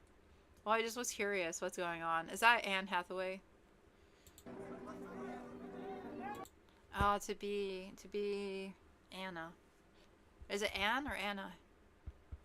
Anne? Okay, we're out of here. Sorry, we're just out of here. We're out of here. Cari, we're out of here. See? We're out of there. Don't worry. Don't worry too much. I was just curious. Curiosity did kill the cat, though. So, how many lives do I have now? 8 lives? Damn, I'm down 1. Damn. Okay. It's just I got irritated about the mocking. I just never like when anyone mocks anyone. It's just, it hurts to see. I don't care who it is. we still have our humanity. We can deserve humanity even if we're wrong. I don't like bullying. No more bullying. No mores. But I think they were just trying to make jokes. It's just that it rubbed me the wrong way. Okay, let's see. Someone who, by his own description, an anomaly inside fashion. A black, queer, independent designer in New York, training the next generation of designers and watching the industry openly not survive the moment we're in. Jonathan Hayden is a luxury, ready-to-wear and women's wear designer based here in New York. He's a Texas transplant, 9 years deep in the city, and he's done basically every job you can do in fashion. Backstage volunteer, retail, event production, design, manufacturing. He's testified at City Council on behalf of the Garment District. He teaches AI and fashion. He is also, and I'm kind of burying the lead on purpose, my cousin. We figured this out between 23andMe and Instagram. It's a long story, I'll tell it some other time. But anyway, I asked him what the actual landscape of the fashion industry looks like right now, behind the spectacle. If you are enjoying this video, thank you so much for watching it. Thank you so much for enjoying it. Think about subscribing and hitting the button below, the little bell icon, so you can get notified about our... What is the actual landscape of the fashion industry these days? I would say, if anyone's being completely honest, it doesn't look good at the moment. There's technological upheaval, economic upheaval, political upheaval, and for all its cool posturing, that fashion likes to pretend it's immune to the march of events, and it's really not. And I think the sort of illusion is really being popped around all of it. You know, as you're seeing class division, this disparities increase, the sort of access to we sort of purported as a democratization of fashion is really, fraught with maybe a promise that was never real. So you see that in retail, where Saks Fifth Avenue has monopolized our industry by buying up Bergdorf's and Neiman. And they, when their president or former president came out and wrote like a post about changing the payment terms with their vendors, like over 2,000 brands came out and were like, we're out of business because of you guys. We haven't been paid in 6 months, a year. It was just story after story of brands being upset. And I think from a PR perspective, they just were like, we have to claim bankruptcy. Yeah, exactly. There's got to be a reason. We're about to get just, sued out the wazoo. But, I think it's very telling when you think about a brand like Chanel being able to extend themselves 68 million that they're owed. How is an independent designer, how do they even fathom being able to extend themselves to? So when do they talk about the garment workers? I have 2 other videos relating to fascism aesthetics if you're interested. I mentioned them in a stream before. Yes. Yep. I think I can watch one more video about this sort of thing. It's just my head is like really droopy. It's so droopy. It's so droopy, droopy, droopy. I'm sleepy, guys. I'm sorry. I feel like my new job is just kind of like eating at me for some reason. I know I shouldn't take life so seriously. It's just, I can't help but like have things consume me. Yes, let's just watch one more video. I'm just not in the best mental space right now. But I can watch one more video. So like whatever you want me to watch, we can watch. And then I do have oh, why is he yapping like that? I do have not the freaking ads in the back. I'm just gonna play the ocean video in the background with no noise, because that's kind of cool. I do have this Whimsy Witch Tarot. We can do this for myself and for anyone that wants a reading, and then we can end it off that way. But I'm willing to watch one more video. My head is just not really working. I don't know how to analyze today. I'm sorry. I'm sorry. I'm not in a fun analytical mood today. I don't even know if I want to go live for the rest of the week. I don't know what's going on. I don't know what's going on. But look, they're so cute. The Whimsical Witch Tarot. Look at that. And then all the cards are so pretty. Look at that. The Fool. Aren't they so cool? I got them yesterday. Yesterday. Magician. The High Priestess. I love the snakes on here. Let me show you the one with the snakes. Oh no, the snakes are on the back of every card. Isn't that so cool? Which else should I show you? These are so beautiful. The Whimsical Witch Tarot. This is what I feel like in life right now. I need more strength from the wolves. From life. Sorry, that's kind of blurry. That's kind of blurry. Wait, there was a really cool one with snakes on it. Which one is it? They're just so freaking pretty. Oh, here's one of them. It did a series of 3. He did a series of 3 that are really worth watching. Okay, perfect. I'll play that right now. Look at this one. Super freaking pretty.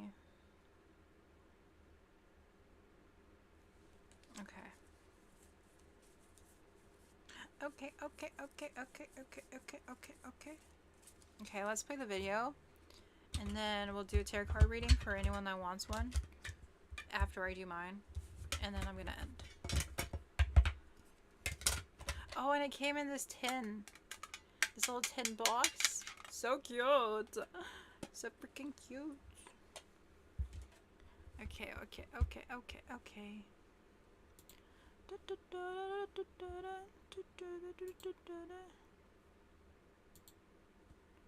pulling it up. 42 minutes, girl? This is a whole movie. Oh. Holy moly, this is a movie. Let me reduce myself down. Holy moly. We can watch the beginning of this. Oh, this is kind of intense. Cari, this is kind of intense. We'll watch 10 minutes of this. Looks like. World War II changed the game.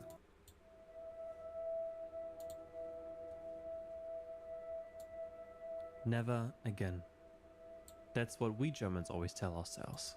I usually watch long videos, so it doesn't seem like much to me. Okay. No wonder you're in this stream. You're like, I'm in here for hours. I watch stuff for hours.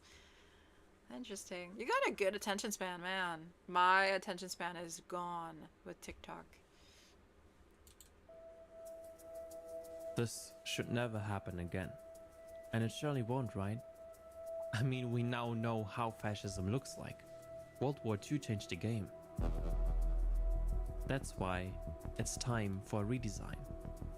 A friendlier and more quiet form of fascism that slowly creeps its way into society. Remember, fascism does not equal fascism, but the aestheticization of politics remains. In a way that doesn't come with aggressive militarism, but in a disguise of technocratic bureaucracy, corporate control, and manufactured media staging. Welcome to the age of friendly fascism. Ooh, at least it's friendly, no? Modern fascist aesthetic is therefore incredibly hard to spot, as there's no historical blueprint I can point at. While in the past, fascist ideologies were more clearly unified and bundled and presented one ideology. Today, there are countless splitter movements that may differ in various aspects, but still have clear fascist characteristics in ideology and therefore optics. The debate about whether this or that can ultimately be attributed to fascism is, in my opinion, at least not really relevant, as the debate about a definition only distracts from what is currently happening. I will now show you specific visual aspects, especially in Western contexts, which I believe show ideological connections to traditional fascism. The best thing I can do here is to let the aesthetics speak for themselves.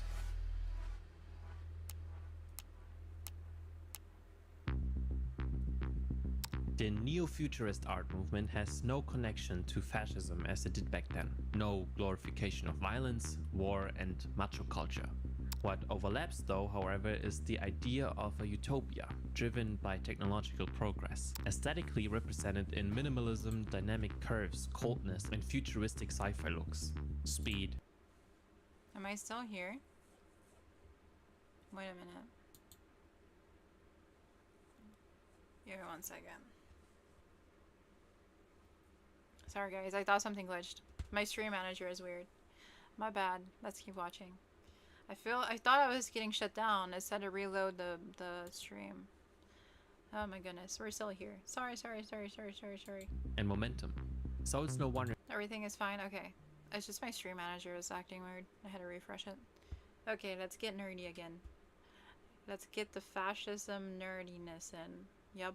that many Silicon Valley companies in particular are adopting this aesthetic.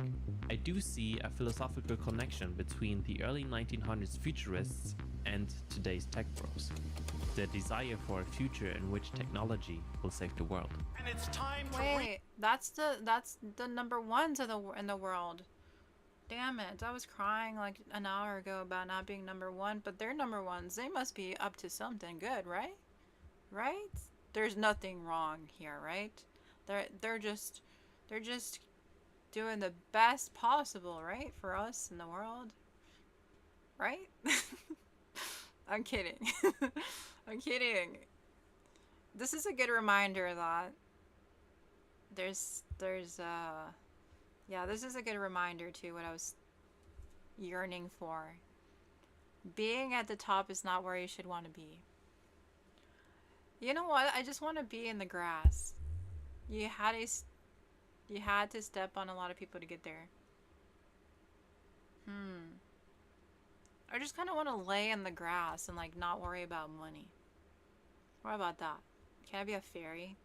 Maybe that's what I want to be. I've self-actualized. Guys, I've self-actualized, actually. Okay, no, this is actually a really good video. I would love to be a fairy. Yeah, me too. Yeah, me too. Me too. Okay, no, this is actually really good. I appreciate this video. It's reminding me of context. I was on a wild side of my brain when I started this stream. This is what I'm telling you guys. Infinity Nikki helps me figure out my thoughts. I should not ramble on live streams without having like some other spot to like figure out what I'm talking about. More Infinity Nikki streams are upcoming. Yep. Am I gonna actually like this like stream? Okay, guys, I'm gonna shut up. I don't know what I'm talking about. Rebuild America. There is a cult surrounding tech bros like Musk and Zuckerberg. Beyond just their wealth, the whole techno-optimist mindset helped foster a culture where these absolute losers could be idolized. Libertarians like Musk, Zuckerberg, Bezos, and Thiel also clearly reflect the macho culture, as was the case in classic futurism. I think having a culture that like celebrates the aggression a bit more has its own merits that are really positive. It's one thing to say we want to be kind of like welcoming and make a good environment for everyone, and I think it's another to basically say that masculinity is bad. If you take a closer look at the glorification... What the fuck did he just say? If I don't make sense, he didn't make no sense. What the fuck? I just want to frolic in the woods with no taxes and that fun bad things, yeah. Yeah. Yeah, that would be nice. Yeah, Nikki streams. Dude, I need to do a Nikki stream. I do. I need to stream more of those. It helps just everyone. And I just get to talk and we get to hang out. I should have done that for today. I should have done that. Maybe we'll do that for tomorrow. I just don't feel like I can do much more than game this week. My head is a mess. I'm so sorry, guys. I've apologized 500 times. It's just I don't know what's going on. But let's keep watching this. Of war, the glorification is striking when you look at companies like Peter Thiel's Palantir. The ties between Silicon Valley and the military-industrial complex run very deep. A tech utopia, led by strong men. The glorification of power, progress, masculinity, and military dominance now comes in a context of slick minimalist corporate advertising or image campaigns rather than the avant-garde art movement of futurism.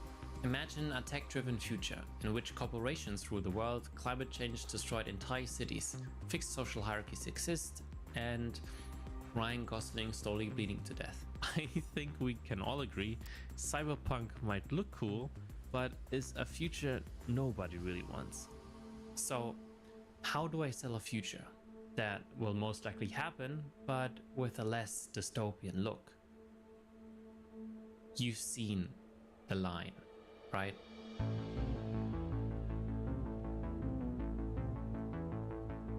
That's solarpunk. Solarpunk is meant to be the optimistic counterpart to cyberpunk, a utopian aesthetic where nature and technology coexist in harmony. It combines tradition, conservatism, and polished tech futurism at the same time. Solarpunk does indeed represent a certain counter-movement to neo-fascist concepts, but there are dangerous tendencies into which the aesthetic could drift off. In the context of the so-called eco-fascism, authoritarian forces can be misused to emphasize blood and soil nationalism, population control, and racialized conservation. The danger is that the aesthetic of harmony with nature can be repurposed for exclusionary or nationalistic goals, an aesthetic that is used by nations such as Saudi Arabia or Israel. A polished visual world that is intended to whitewash the blood of regimes.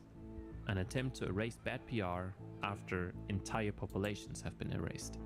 Solarpunk is an excellent Trojan horse to maintain the illusion of a tech utopia and to sell the people a beautiful image that's worth aspiring to and fighting for. This aesthetic takes on fascist traits when the utopian imagery basically only depicts white people, relies on Eurocentric aesthetics, or presents colonialist imagery. That utopia becomes worth expanding for. Basically Helldivers. And spread managed democracy throughout the galaxy. Become a hero. Become a legend. Become a Helldiver. What happened to indigenous communities? We can learn a lot from indigenous communities, no? We don't have to be so techy with it. What if we go the opposite way? What about that? Cari says, no worries, only do what you can, even if it's just gaming or watching videos. We're just here for you regardless. I appreciate it. Are you a bot? Are you being paid to say this? Are you being paid to say all of this? Who are you working for? Who recruited you? That was really nice. What the heck? Yeah, it's actually your new job. Damn. I feel so bad for you. You chose the most awkward, like, self-doubting person who is kind of smart, but, like, is really dumb at the same time. I'm book smart, and I kind of act street smart, but my anxiety ruins it for me, so I just end up nullified into theories and analysis of random ideas. It's just survival mode, man. That kills your neurons. Hey, yeah, Cowboy Kitty. Woohoo. Hey, yeah. Cowboy Kitty. Alright. Should we keep playing this? Low key is it's actually really interesting. It's just I would like to see some indigenous ecosystems be featured. Please. Please. Hungry root makes Holy fucking shit. I should not curse. Oh my goodness, guys, there's a commercial. I have to be more ladylike. Oh my god, guys, there's a commercial. And we have to be patient. That tech plays an almost religious role in Silicon Valley is not groundbreaking, especially when tech and consumer fetishism come together. Luckily, the tech bro cult isn't political at all. That's what they're saying, at least. The MAGA movement clearly has aesthetic similarities to cult-like structures. A selected messianic leader who will return America to its former glory and bring the elites to justice. With you at my side, we will demolish the deep state. We will demolish the deep state. Bro, this man is the weirdest man I've ever seen in my freaking life. What's wrong with him? Big, beautiful bill mostly benefits the rich, while low earners would suffer from Medicaid and SNAP cuts. Fun fact, I haven't been to the doctor in like a year. I haven't been to a dentist in like 5. I don't remember the last time I went to a dentist. I'm fine. It's okay. And then, other, like, checkups that I should be doing, I don't do, because I don't have the money for them, even though cancer does run in my family.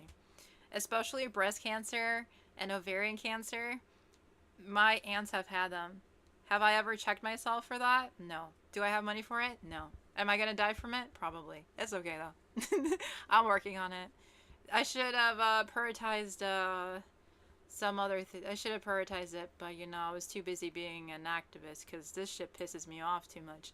Now I stream. Now I have a job. So hopefully one day I can check myself before I get the cancer. I'm a risk taker. But yes, there's a lot of cancer in my family.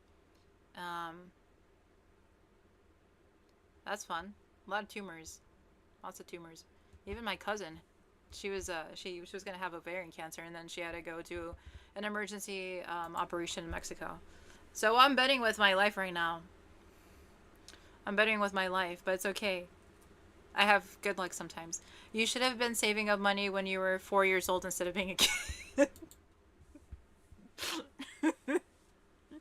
I'm so sorry for being a kid. I'm so sorry for just being a four-year-old. I'm so sorry I was just a kid enjoying my childhood, okay? I'm so sorry to the government. I'm so sorry to society, to my future body, my future family. Because if I die of cancer, it's GG's. Dude, if I'm healthy now, that's all that matters, right? I want to have preventative care. I want resources. I want health care. But I'm healthy now. So that's what matters. You get me now. You have me for now. I will get there. I will get medical support, medical whatever's later. Cari says, I could have had a house by now if I wasn't busy being a newborn.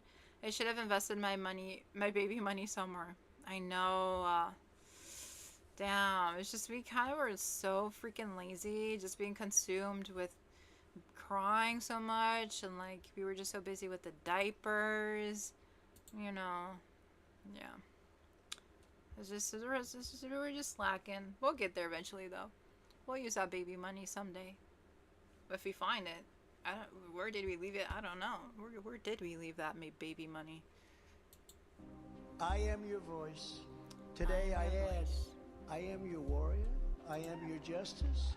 And for those who have been wronged and betrayed, I am your retribution. I am your retribution. I am. Of course, it's I am your retribution. Right. Is he God? No. It's not just MAGA. Look at the AfD's Björn Höcke, for example.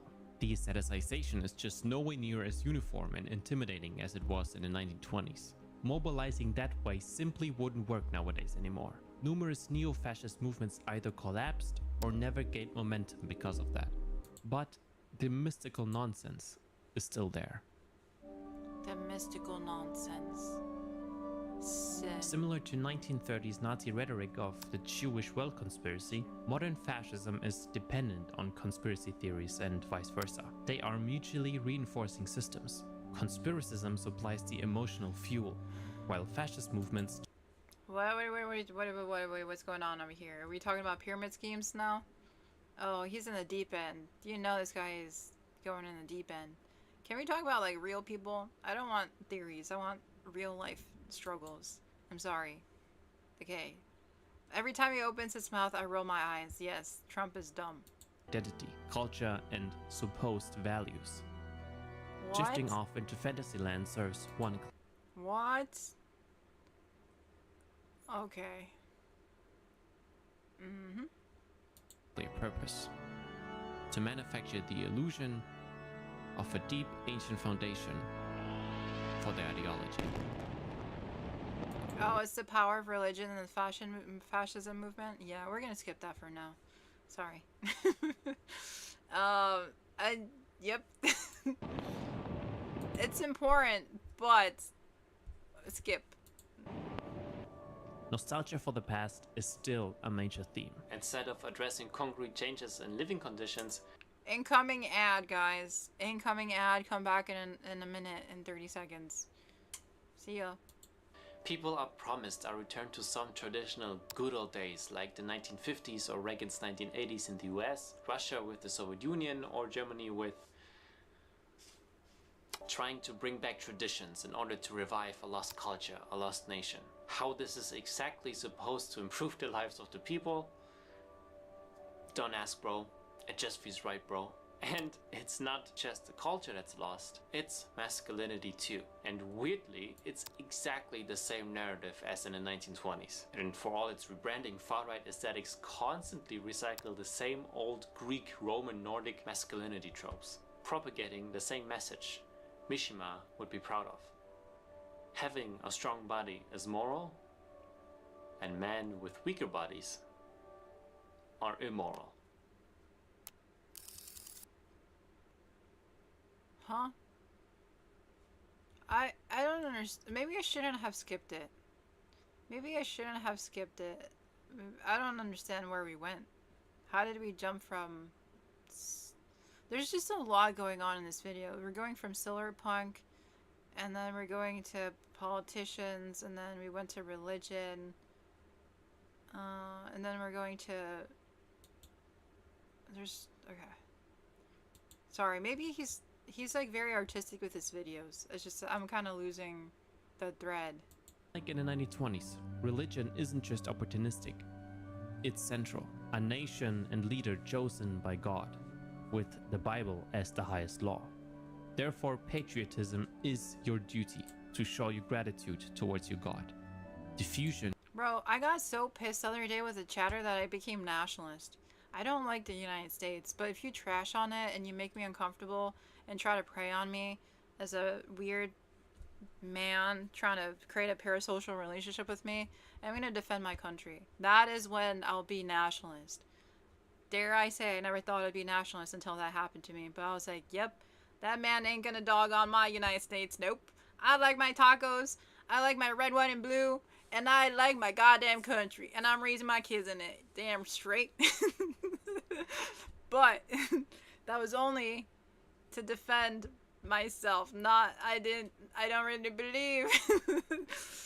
I was not 100% convinced with my own statements. But I do like myself some good pizza. A fundamentalist religion with authoritarian nationalism. Pastors socially distancing, mitigating, and walking with BLM. BLM, by the way, which is funded by Soros and founded by a lesbian Marxist who praised as Satan. The esoteric occult mysticism of the Nazis is replaced with Christian aesthetics. It's also, of course, not an exclusive US-based phenomena. When looking at other nations, religious fundamentalism is often used to justify the power hierarchy.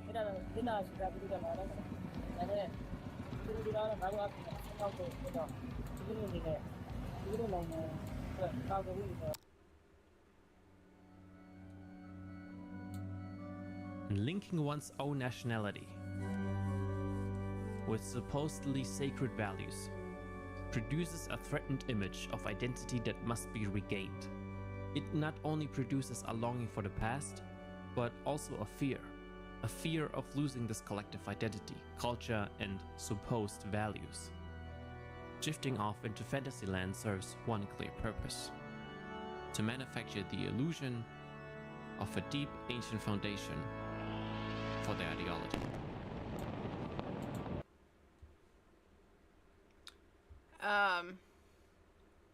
Yep. That was very informative. That was so informative. Does he ever get to the point, though? I'm sorry. I'm just kind of... Oh, he's in the dark webs of the internet, is he? Scorn for women glorify violence. Scorn for women glorify violence. Okay.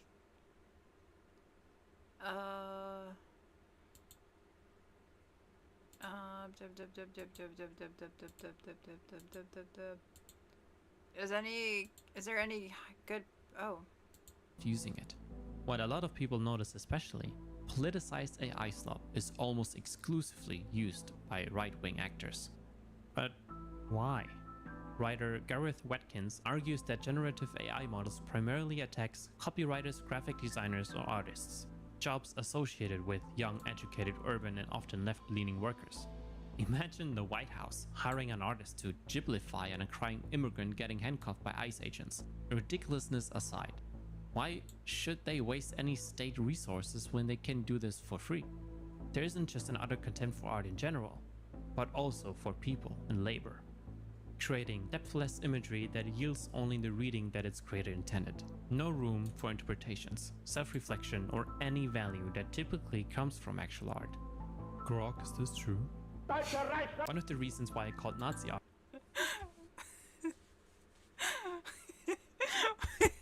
Grok, is this true?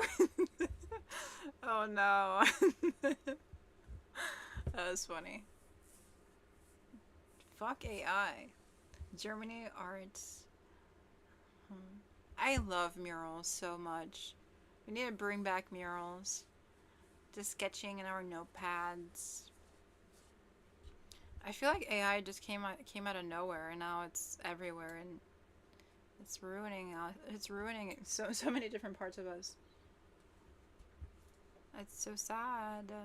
Imagine museums full of AI art. Let's go to the AI museum.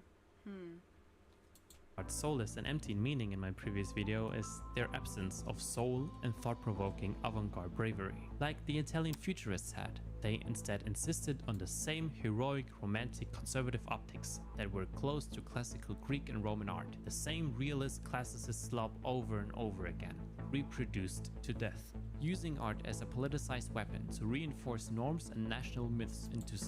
Wait, I feel like they don't like diversity. Where's the color at?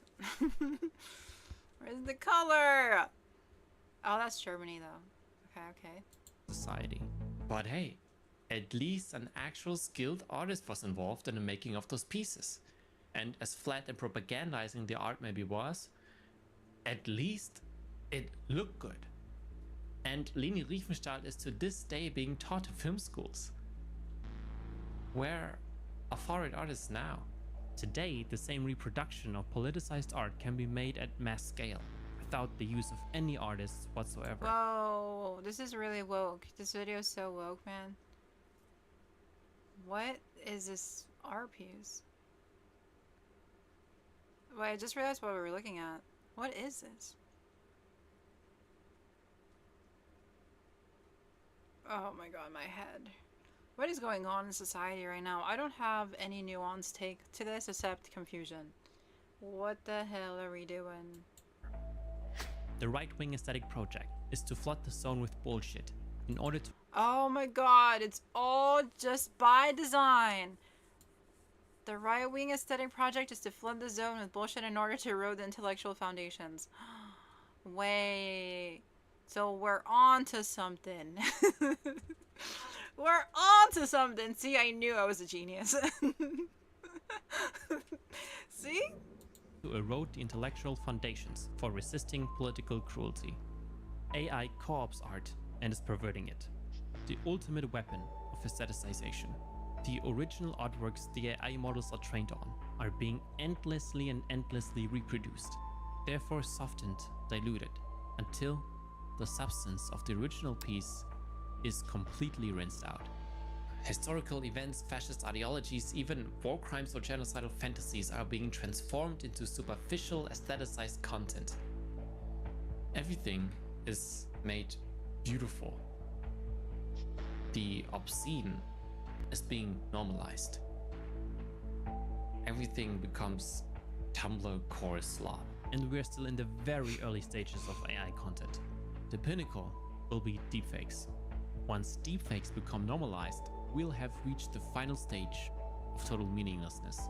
Deepfakes are the ultimate tool of oppression. In a September 2019 survey, researchers at DeepTrace found that of the deepfake videos they could identify online, 96% were pornographic.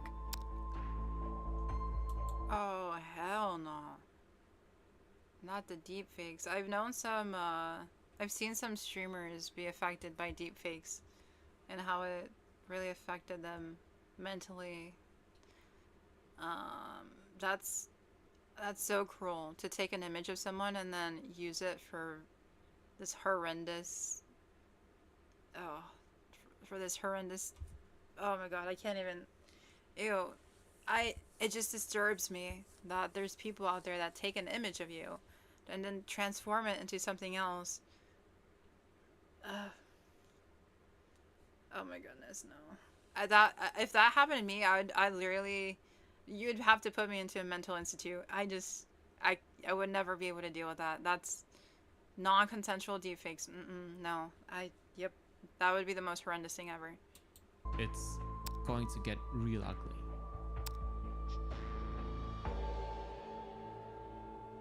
Memes, AI slop, pronouns, like, we've lost our sense of shame. Nothing is obscene anymore. And if anyone gets offended, just say it was edgy, ironic humor. At least fascists in the past had the f***ing balls to be honest about it. You're a little bit more than a far-right Republican. Hey, what can I say? I think you can say I'm a fascist. Yeah, I am. Listen to me. I am an immigrant. I'm speaking from personal experience. Get the hell out. I don't even like... I should get the hell out. Yes. Why? I don't want you here. Has our reality really become Reddit? Or worse, 4chan? Look at this clown. and tell me he's not the embodiment of Reddit. But Musk and Trump are just symptoms of our time, a mirror reflecting how the world works. Narcissistic rich white men grifting their way to the top only to hoard even more wealth and power for themselves. When I saw that moment he did that, I was so confused, but like that was so purposeful. You cannot tell me that was an accident what he just did. Hello soul. I salute the boycott. Thank you. Thank you. The most powerful country on earth is now basically a content house. Everything is content now, a spectacle, masking politics through optics and emotionalization in order to make it suitable for mass consumption. We truly live in the dumbest timeline imaginable. Have they trained alligators to actually hunt the inmates? Is Tom Homan riding around in a fan boat? Is Donald Trump in the watchtower with a pair of binoculars? And the worst part, it fucking works. Turning everything into ironic, memeable content has made everything meaningless. The restraints on fascist rhetoric are gone. The previously unthinkable is now normalized. No shame, no consequences.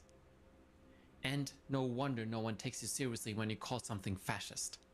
Because you're right, it has lost its meaning. Which is the point?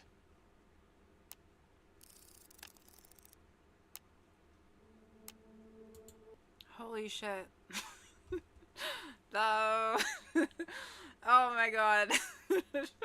Guys, I think we're in some deep shit. We're in the late stage of the current civilization. Turns out IBN was onto something. Oh my goodness. The slob is everywhere. One key aspect of friendly fascism is the distraction from class war to culture war, because we remembered. Fascist victimhood drives away from material conditions to a narrative that's mostly based on emotions, scapegoats, and conspiracies. And what better way to hand out megaphones to the working class to express their frustrations than with the use of social media? This is the perfect megaphone, as expressions can now be monetized, more manipulated and controlled via algorithms, AI bots, or... No way! What was that image? No.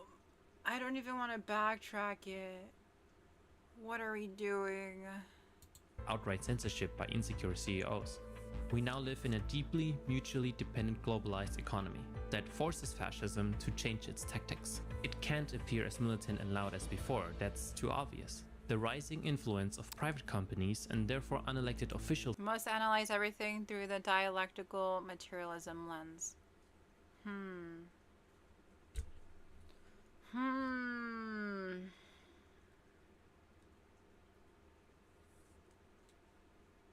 Hello, Soul, you're a smart one. and politics slowly replaces the interests of the people into the interests of profit. Within the framework of friendly fascism, this culture war is not merely reactionary rhetoric, but a structural tool of governance. By mobilizing cultural anxieties and moral panics, an authority-oriented worldview is normalized, one that increasingly influences media, education, academia, and jurisprudence. This dynamic gives rise to a form of soft authoritarianism. While democratic structures remain intact, they are substantively hollowed out through normative pressure, production of enemy images, and discursive polarization. To achieve higher profits, nations are now seen as businesses with privatized military-industrial complexes. In order to maximize profits, the working class needs to be repressed as much as possible to extract the maximal amount of capital out of their labor. Cheap production, higher profits. That means repressing unions, protests, deregulations, privatization, expanding police force, increasing surveillance, integrating the three separations of power, invading countries for resources, so far and so forth. Violence is now primarily executed with a gun, yet, but with paper, bureaucratic violence. Just look at Project 2025. the US healthcare system, or basically any asylum process or unemployment help. To soften or rather distract from a negative image, corporates use woke virtue signaling to promote their inclusivity and allyship. Corporates knowingly or unknowingly help fascist movements to flourish as long as it protects their capital. Why else do you think Musk supported only far-right parties in Europe? Fascism, with the help of an oligarchy, now comes in the form of boring, bland corporatism that slowly creeps its way into society. Neoliberalism needs fascism to survive. They go hand in hand, because we can literally see that this system doesn't work anymore. Global crisis, inequality, war and suffering are at the rise because neoliberalism is not a sustainable model. The top 1% of the world's population own more wealth than 95% of humanity. 95. So what they're trying to say is that they're rich. The 1% is rich. That's what I got, right? And the rest of us are poor. Wow, that seems really fair. That seems kind of fair, right? We're not hungry. Don't worry, guys. We're not hungry. No. We're just working hard and barely living, but it's okay. Literally, the inclusive Met Gala.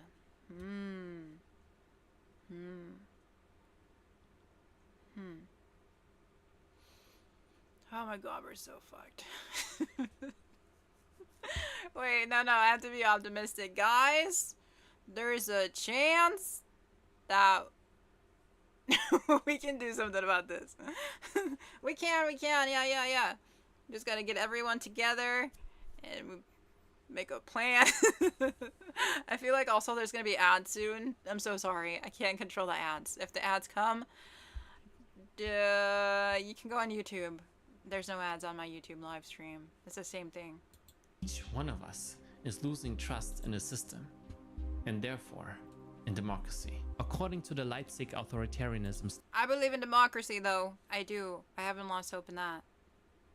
But the current democracy that we got going on, that don't be looking like real democracy. Study in 2024, only 42% of people in Germany are still satisfied with democracy as it functions. That's a drop of 15% since 2022. And in East Germany, that number plummeted from 53.5% to 29.7%. Meanwhile, racist attitudes in the West jumped from 12.6% to 19.3%. In the East, it's still high at 31.5%. And around 1 in 5 people are now openly showing sympathy for authoritarian alternatives like dictatorship or a strong male leader. Fascists exploit this by tapping into the collective frustration. They amplify the feeling of despair and offer people an outlet for their rage. But actually helping people would destroy the breeding ground for fascism. That hasn't changed since the past. In the 1920s, mass image production became possible for the first time, a powerful propaganda tool for fascists. Today, we see a similar... Yes, there is hope, though. Hello. It was just a joke. There is hope. Don't worry. I didn't mean to be... okay. There is hope, but I was just making a joke. Damn. We can all do something for each other. We can congregate together, help with social issues where we can. We can boycott certain things. We can build third spaces to meet each other for who we are as people. We can build campaigns. We can advocate. We can legislate. Push policies out. Slow and steady wins the race. Help me cope. Yes, help you cope. There's good politicians that are emerging.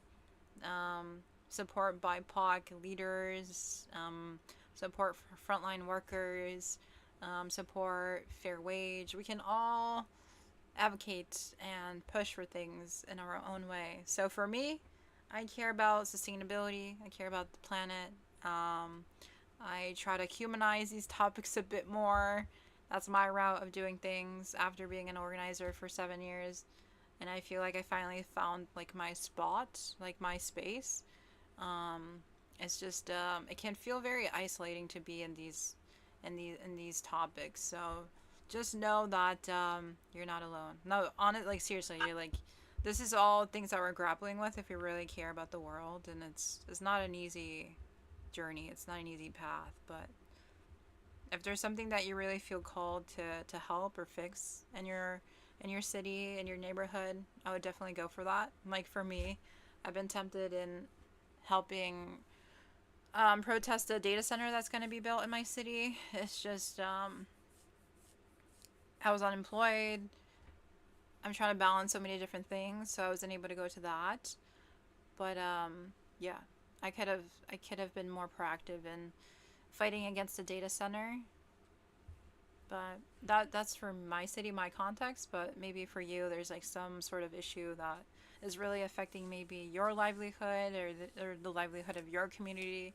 So starting off small can kind of contextualize these things, because if you like zoom out and look at the big picture, it's like, oh my god, like how the fuck do we approach this, you know? That's noble. Yeah. That's what kept me in organizing. Small little campaigns that address a lot of things at the same time. Like when I was in a tenant union, I didn't know anything about tenant unions, to be totally honest with you. I was completely new to union organizing. I just had friends that really cared about it, and they said that the rent was really unaffordable. So I just helped them. I would create graphics for them. I created their brand guideline. I helped move the needle to create their official logo that they still use today. I created the merch that they had. I built out their social media.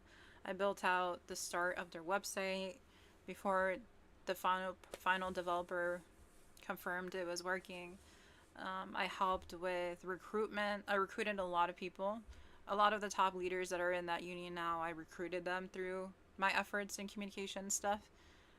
So like I have a skill and I knew where I fit in with the union, but I wasn't an expert in union organizing. I just really knew like marketing and artsy branding stuff, and I just kind of like know how to talk to people in some ways that feel like they can be invited in. Like I just invited them in all the time. Like I just always like try to like say, hi guys, welcome in.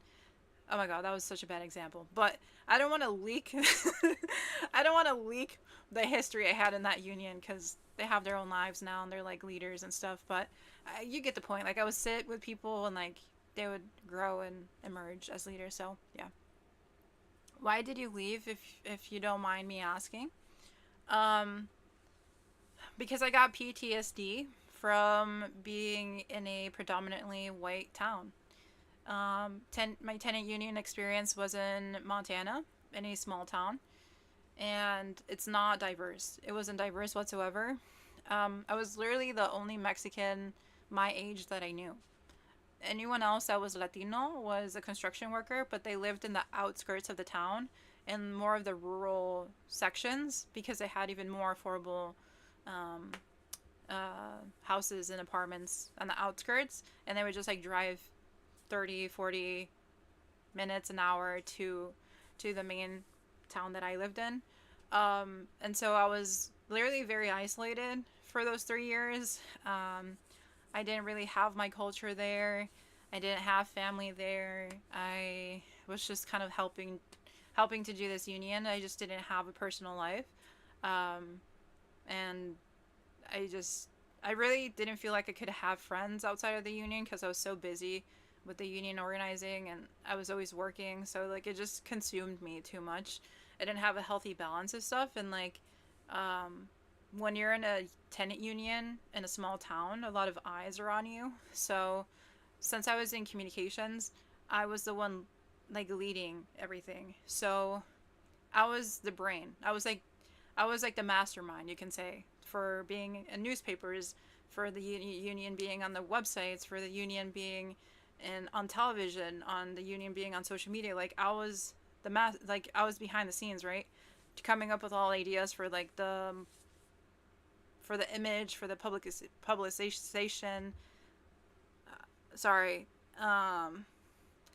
Essentially, I had a huge leadership role that came with consequences, and every time I left my house, I felt like something was going to happen to me, especially because I look more different and I am different than the white town, the white Eurocentric demographic, you know? Like, if someone wanted to do something, they could easily find me.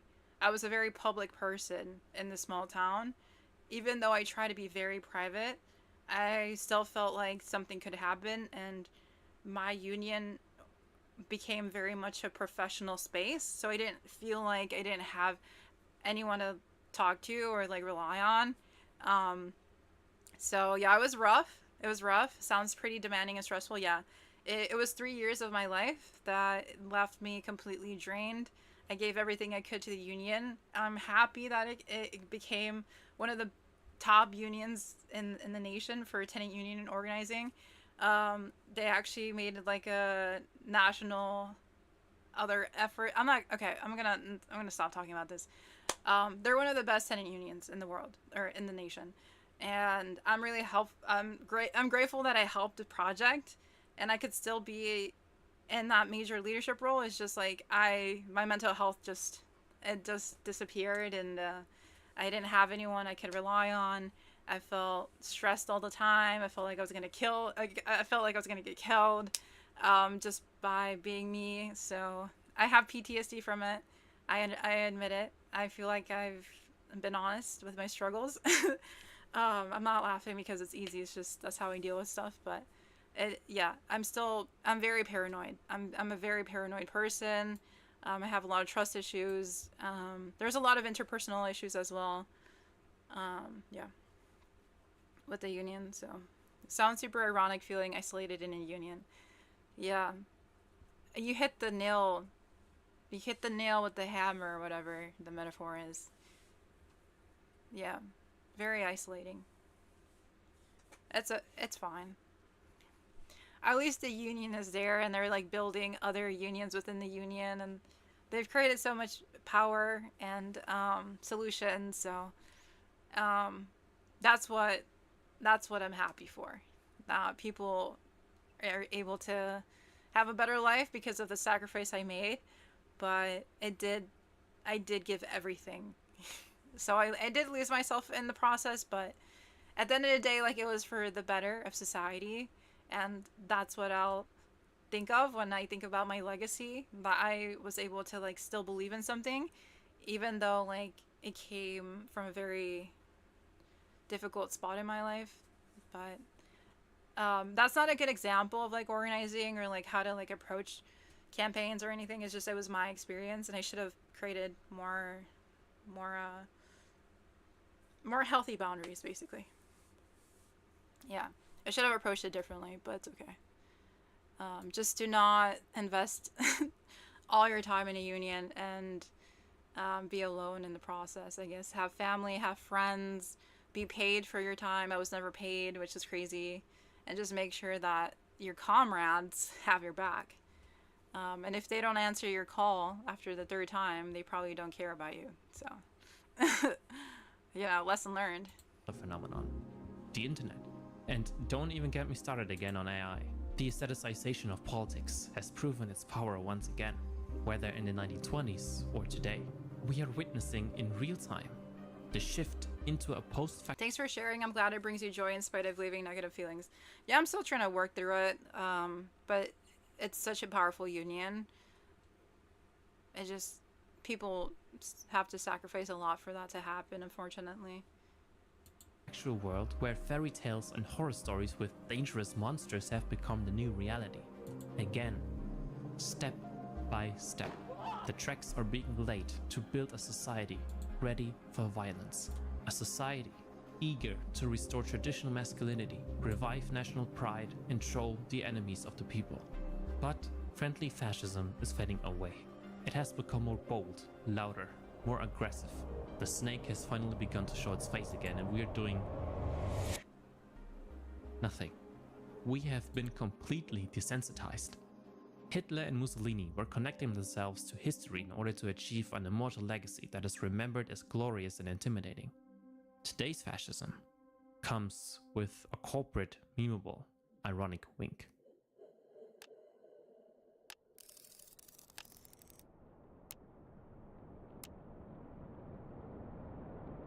I'm not going to cry a fucking river when people who have genocide that's baked into their laws are getting genocided.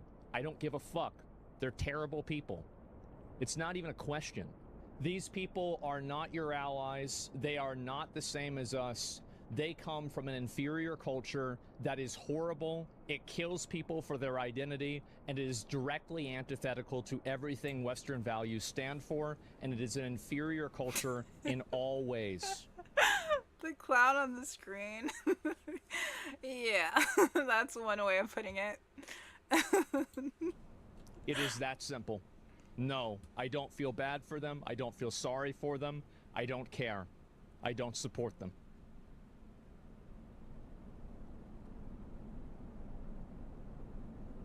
I can't stand that guy. Yeah, me neither. Every cult needs enemies to sustain the constant feeling of victimhood and revolutionary progress. Defining in-groups and out-groups is crucial in every fascist ideology, otherwise the illusion of righteousness would fall apart.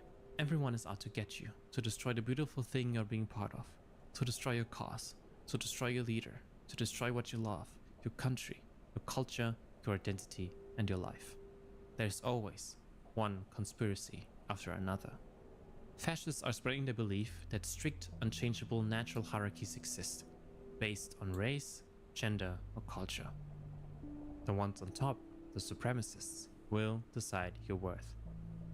If you're feminist, refuse to be a tradwife, or have slept with more than one man, you are already used and undesirable. The feel when we control your bodies.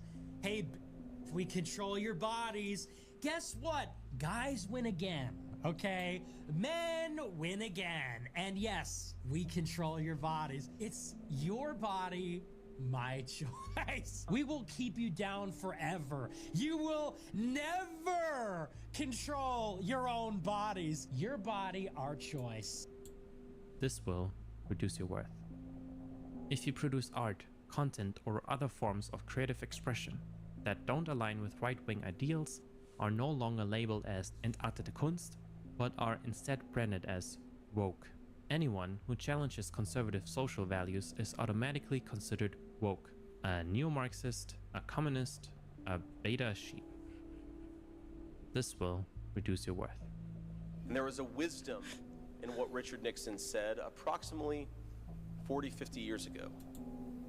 He said, and I quote, "The professors are the enemy." If you're an academic or professor, part of the entertainment industry, or a politician who doesn't submit to the president, you are seen as part of the deep state, the elites, and are therefore labeled as communists, globalists, Freemasons, or satanic pedophiles.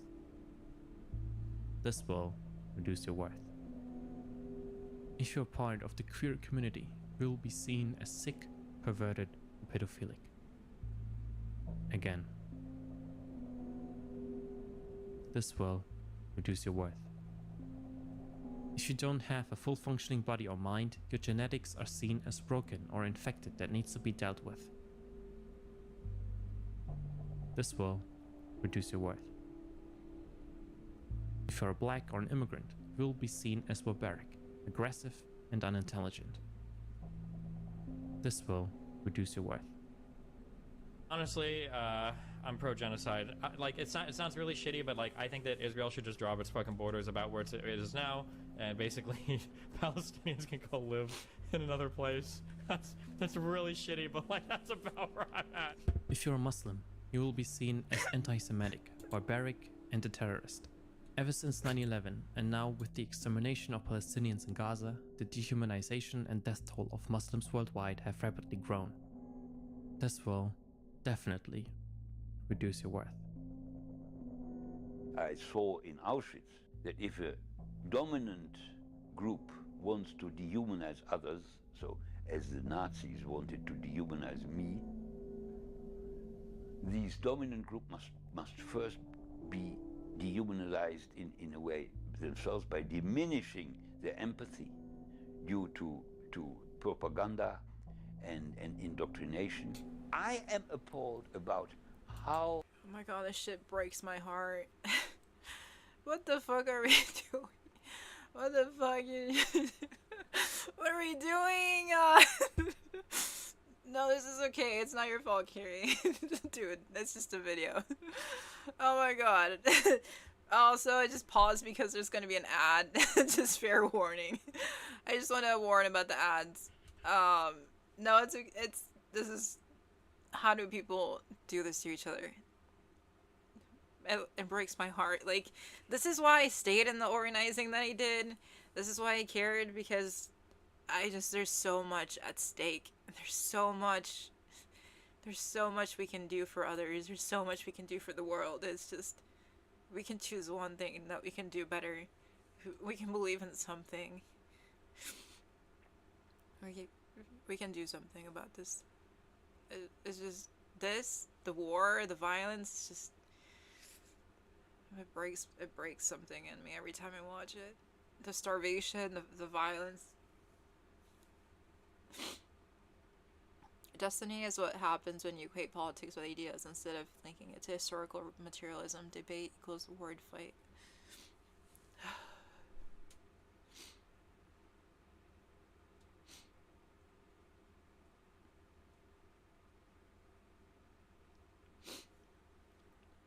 Oh my god, how many of you guys are in an ad? What the fuck? Video is paused. Yeah, it's paused. Thanks for telling her. Oh my god, what the fuck?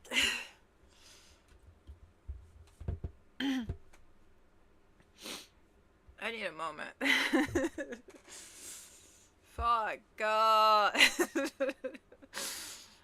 Damn it. What are we doing?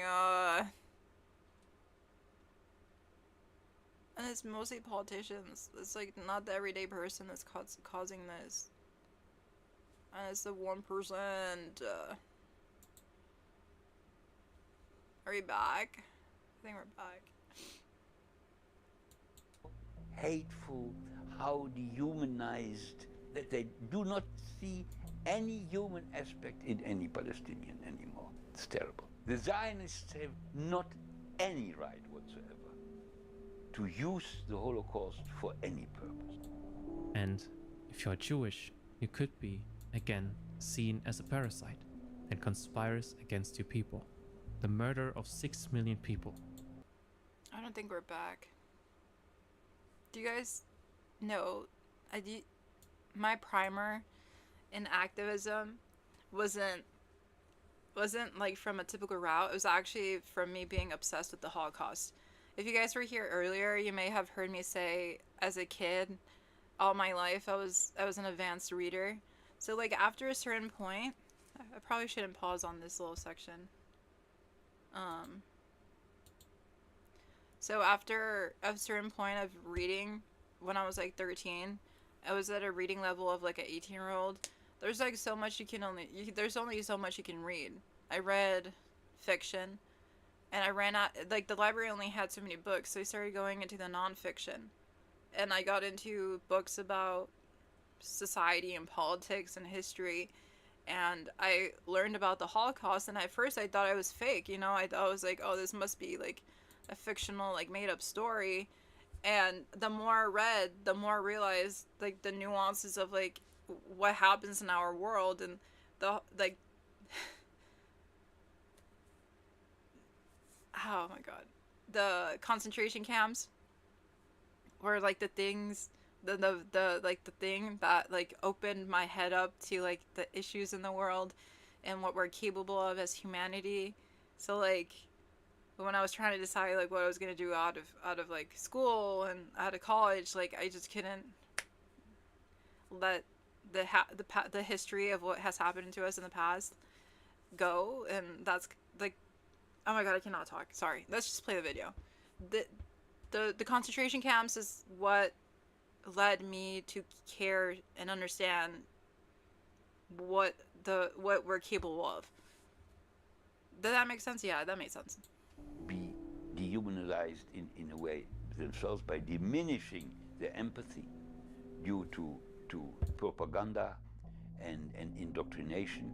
I am appalled about how hateful, how dehumanized, that they do not see any human aspect in any Palestinian anymore. It's terrible. The Zionists have not any right whatsoever to use the Holocaust for any purpose.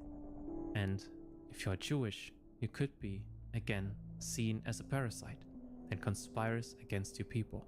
The murder of 6 million people. You and the generational trauma you've suffered will be weaponized by the people in power to justify the war crimes and genocide, resulting in a surge of modern anti-Semitism. Again, this will reduce your worth. One of the most naive mistakes is to believe that you yourself would be safe under a fascist regime, no matter how much you submit to the state. One question will always linger in your head. No universal health.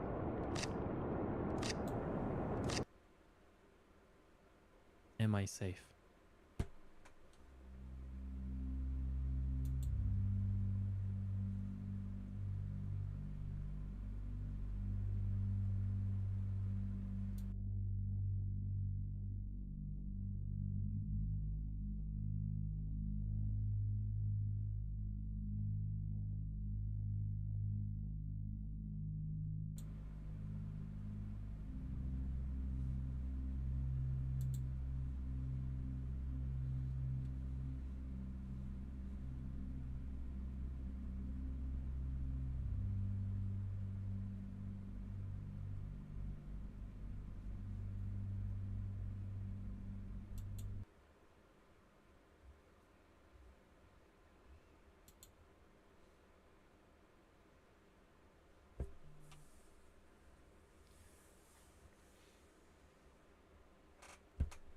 Well, that was interesting to watch.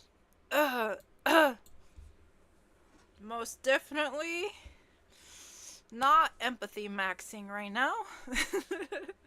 Not crying maxing right now. Nope. Nope. I'm doing dandy right now. I'm just so dandy.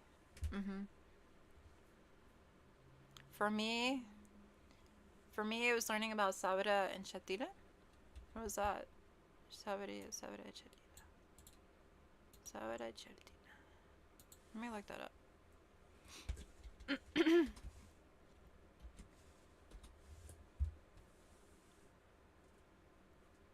From September 16th to 18th of 1982, between 1,300 to 3,500 civilians, mostly Palestinian and Lebanese Shias, were killed in the Sabras neighborhood. And the adjacent refugee camp by the Lebanese forces, and one of the main Christian militias in Lebanon with the support of the Israel Defense Forces, IDF. Oh no. First they came for the communists. I'm so sorry. Well, no, it's not. Cari, this was really informative. It's just like it breaks my heart that this is what we are going through. Like us as people who are going through this shit. You know, it's I'm gonna put some aquatic stuff in the background, but it's just what we're going through in life, and we just need to take a moment to think about it, to watch it, to grapple with it. It's much better than to be just consuming blindly random fashion videos and random fashion Met Galas. Like this is what's important in life, and we have to talk about it, and we have to grapple with it, and feel for each other. So if you're not crying, then something is wrong with you. Okay? Why are you not crying? Huh? I'm kidding. Don't look it up now. It's gonna make you sad, Max. I already did. I already looked it up. It's been a while since I saw it, so I can't remember everything it covered. It's a brutal reality, yeah. I talked to a family in Gaza, and they're so resilient. It's inspiring. Yeah, it's the stories that I've heard, the videos that have been shared, the imagery, the resilience. humanity is so brilliant and so hopeful, even in midst of so much violence and death. Like, I see children playing with each other in midst of the rebels in Gaza, and they're trying to like play music, and this boy dressed up as a clown to cheer up the younger ones, to be that alleviation from the suffering. It's just, we all, I don't know. I feel like humanity is so full of light and hope, and I guess maybe that's my bias. That's what I want to see in the world, but the way that they're surviving is because of so much horror and violence that were inflicted on them. But I will always believe in the beauty and light of humanity, even against the dark forces.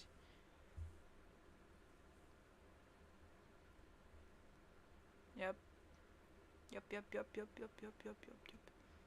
We shouldn't be this way, but we keep digging deeper somehow. We were not meant to live like this.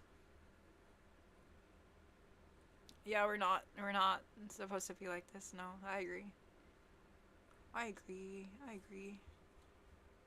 This is not filling up the entire screen.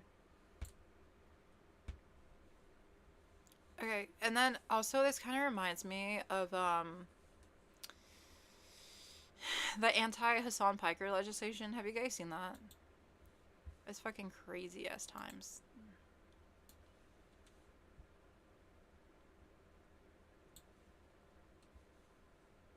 So Hassan commentates about stuff, and like literal politicians are literally trying to villainize him. Here, let's watch a bit of this. I'm gonna scale myself down. Damn. Am I a narcissist? My goodness, I'm taking up a lot of screen time. Let's watch this. I'm not a narcissist. That was a joke? That was a joke.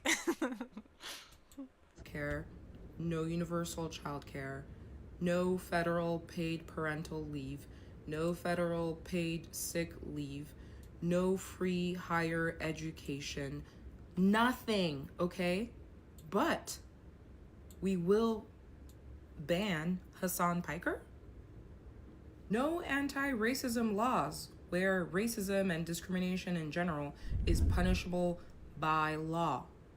But we're gonna clip Hassan Piker, and based off of that, we're gonna pass anti-Hassan Piker bills?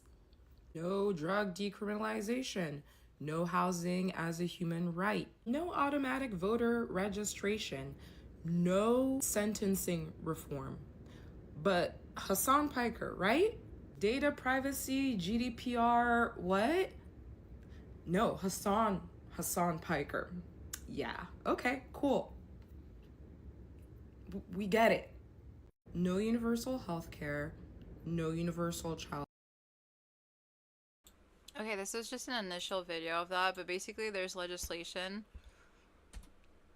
or politicians that are trying to present legislation to essentially like get rid of Hassan Piker. Let me look up a better video so we can learn more about this. I'm trying to look it up.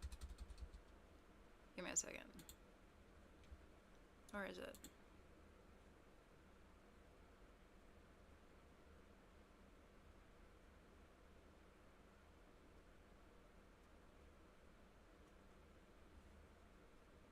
Okay, found it. I love how much I can bundle and save on insurance and live. Freaking commercials.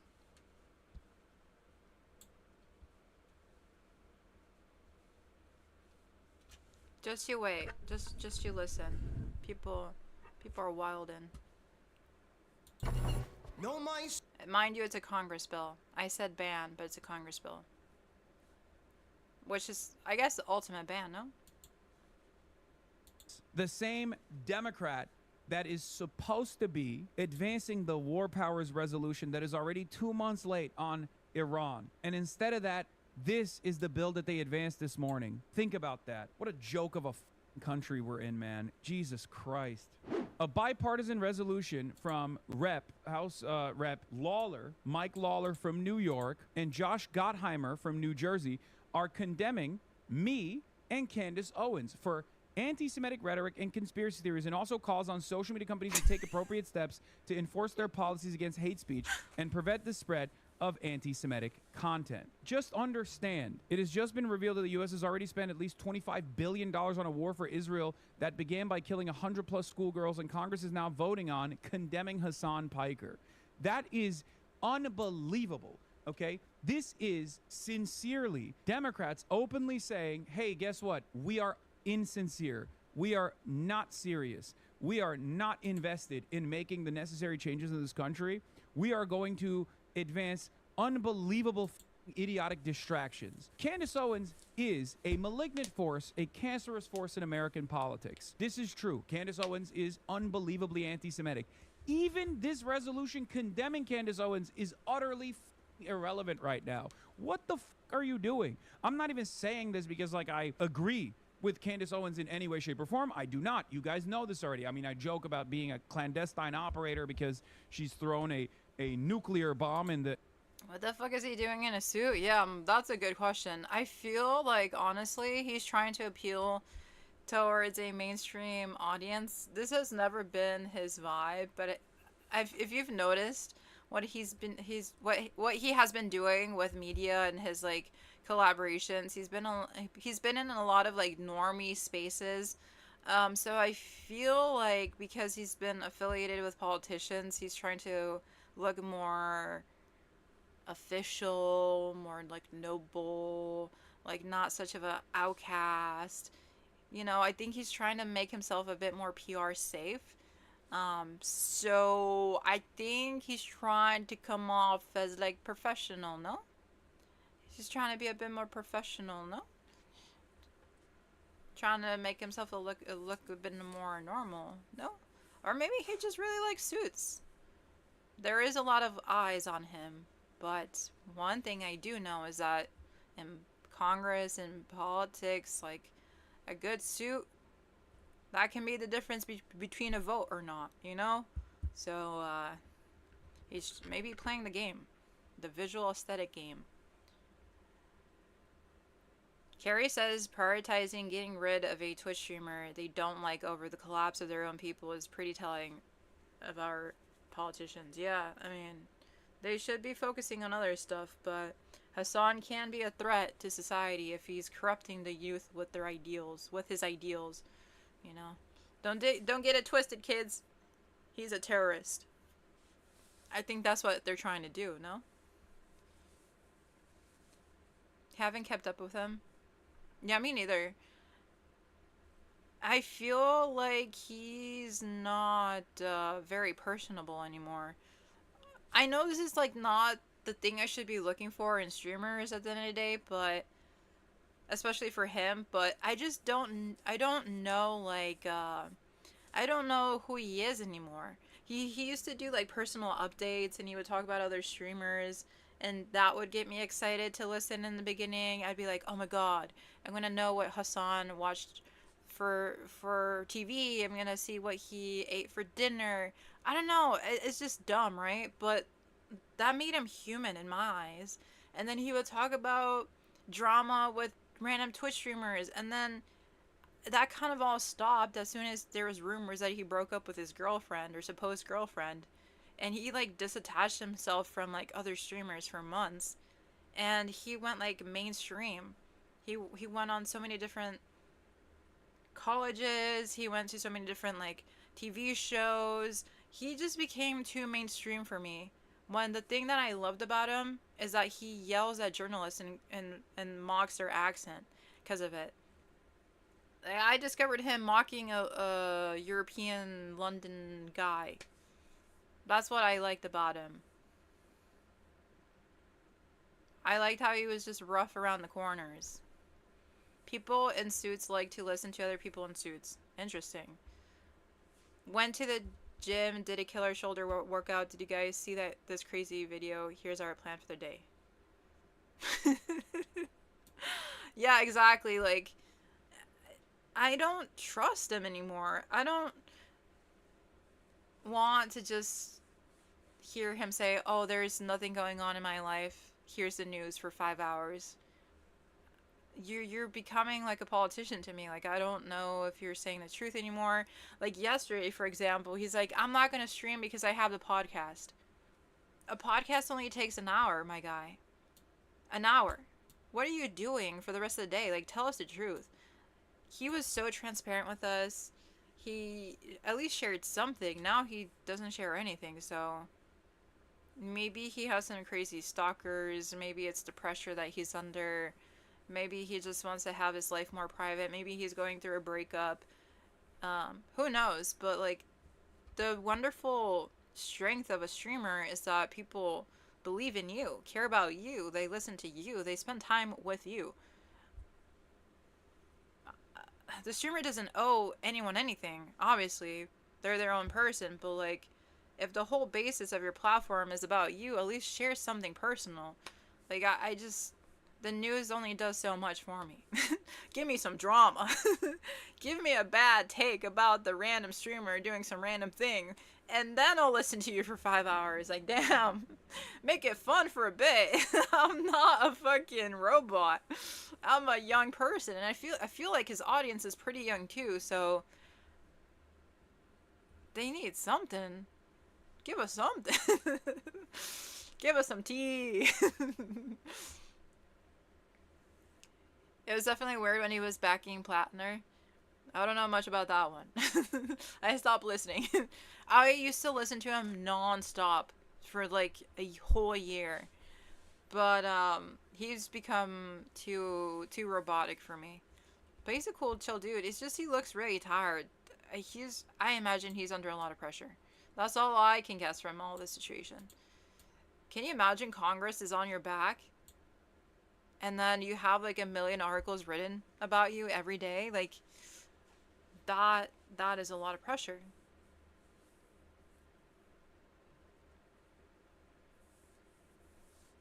Bad and bananas criticism is becoming more and more relevant. What does that mean? I haven't listened to it or like kept up. Well, I don't know what that means. What was the context to that? In the discourse cycle around the Charlie Kirk assassination, when the Republicans were clearly trying to whip up enough mania against the left, and she came in. Also, I must say, like, I'm like book smart in a lot of things with social justice, but like the current news and the current context of things, I just don't have enough time for that. So like I think like his streams are great, but like I can't stay for 5 hours. So I sometimes wish there was a way to like get the main points really quickly to like the general audience that he has, or to the general listeners. That's why I really like the YouTube clips, but like those clips just kind of randomly come on my feed and they're not really organized by topic. It just kind of like pops up with catchy titles, and I don't really know the full context, and you can only learn so much in 20 minutes, so I definitely need to keep up more with just news and life and what's happening in the world. That's my red flag. And said, no, it was Israel, and then a lot of people happened to believe her. So, you know, regardless of my disagreements, even on that front with Candace Owens, I jokingly say I'm a clandestine operator, right? Even though she's insane. But the fact that they are even writing a resolution where they put me alongside Candace Owens to say that we're both anti-Semitic and someone has to do something about it, social media companies have to do something about it, is so disingenuous, so insincere. Hakeem Jeffries to introduce amendment to remove Candace Owens from the Hassan Piker resolution. Jesus Christ. You're joking, but that would make it a reliable yes vote. That would be bipartisan. Everyone would vote for that, just so you understand. I've talked to many people behind the scenes, okay, congresspersons, about when I saw this.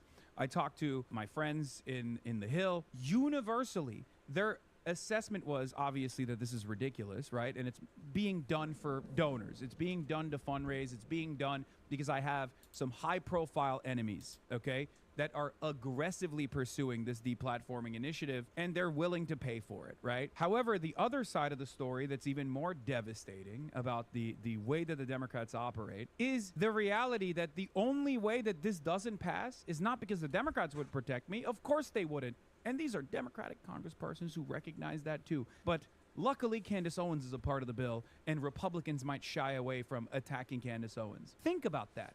The actual anti-Semite in this resolution is the saving grace that might actually destroy the resolution's passage. This is the ultimate goal here, and here is the reality, by the way. People may look at this and think, man, this is an odd thing to prioritize while our country falls apart, but here's what's important to understand. Piker doesn't have a boss, and absent that, the smear campaign must escalate until he's not invited back by the New York Times or the Pod Saves guys. That's precisely what it is. Feels like they're noticing how effective his thumping for Abdul al-Sayed is, and now they're desperate for anything to disparage any Israel critic politicians. Yes, that is precisely what's going on. And if the Democrats don't realize the genuine threat that this constitutes for themselves down the line, if they fall into this bipartisanship trap, and they go, yeah, you know what, we have some really violent people on our side as well, we got to deal with them, we got to do away with them, then they're basically selling themselves out. They're selling their base out once again. They're endlessly manipulatable, okay? They're endlessly malleable. They're stupid. Yes, there is a bipartisan bill in Congress right now that demands the condemnation of Hassan Hasanabi Piker, okay? Bipartisan laser light. Ah, politics, who's with me? Isn't politics so beautiful right now? Aren't we just doing the greatest job ever? We're attacking a fucking streamer. They're going against a streamer. Oh my god. Do they got nothing better to be doing? Dude, oh my god. Oh my goodness. What else can we do but laugh? Dude sits behind a computer and gets condemned by the Congress members. He's just a yapper and they're like, yep, let's get him out of there. That man needs to shut up. That's what they're saying. That's what they're telling all of us. That man, oh, we're gonna make him shut up. Just you wait, guys. Just you wait. That man is gonna shut up. And we're gonna do it whether you like it or not. Oh my god. Marissa says, I think it's all just a distraction so that we don't see our rights are being stripped away. Oh, yeah, it is a clown show. Hello said the same thing. It's a clown show. It's a show. And we're watching it happen. What would the condemnation even do? Oh my god. It would shut him up. It would put him under pressure, and sometimes pressure cracks people open. Imagine the pressure, guys. Like, literally. Like, just think about it. You're like a passionate person that's really smart about something. You have a platform. You got all these powerful people after you, bro. Like, I have PTSD from being a simple communications officer for a union in a small town. Imagine this sort of pressure. I have PTSD from like a small role in a small town. This would kill me. This sort of pressure would make anyone doubt what they're doing, if anything. At the very least, that'd make them doubt.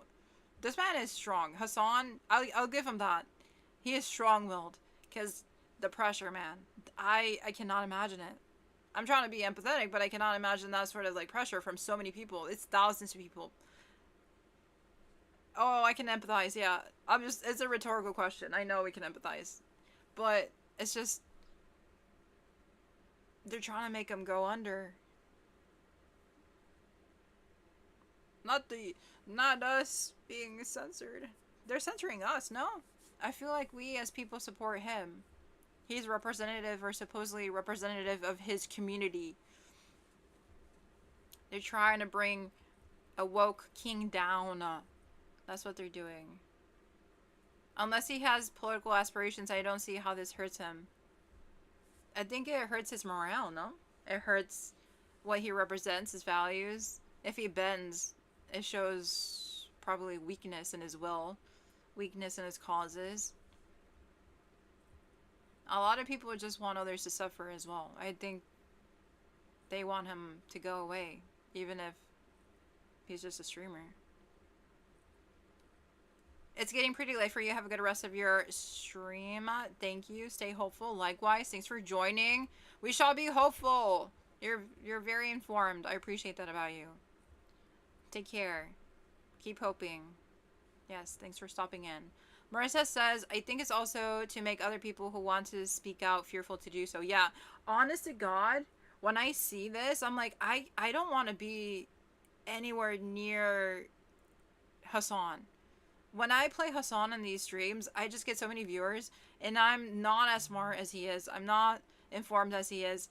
And I'm like, if he's facing all of this, and I get a margin of that attention, I would crumble. Like, I just, the amount of pressure, the amount of scrutiny is just, I don't know. I'd rather be a small streamer than, a very baby streamer than to face what he's facing. Even if it's like a 1% of that, even if it's just 1% of that, I wouldn't, it's too much. But maybe that's just the system winning, huh? It's the system winning. I am fearful. Yes, I maybe in the future I can be more bold. You guys know that I backtrack a lot, but there's a lot of hate that can come from being online. Mila Square E followed me 9 minutes ago. 9 minutes ago? I barely saw that. Oop. Thanks for the follow, Mila. We must be bold. We must be hopeful. We must. We cannot let fear overtake us. Hey, and I'm still here talking about him even though I have PTSD, so, you know. We win some and we lose some. It's just, do not expect me to want to be affiliated with a lot of his opponents. Can you imagine that? All those politicians looking at you, all the far right looking at you. Oh, hell no. Oh, hell no. Oh my god, what is happening? Focus on material improvements to the lives of the American people exactly as they promise every 2 years. Ignore the fact that these two influencers they want to formally denounce are Israel critics, and that's totally coincidental as always. I love that this guy looked at this situation between me and Candace Owens and said, Hassan Piker is a little more than a critic of Israel. Between me and Candace Owens...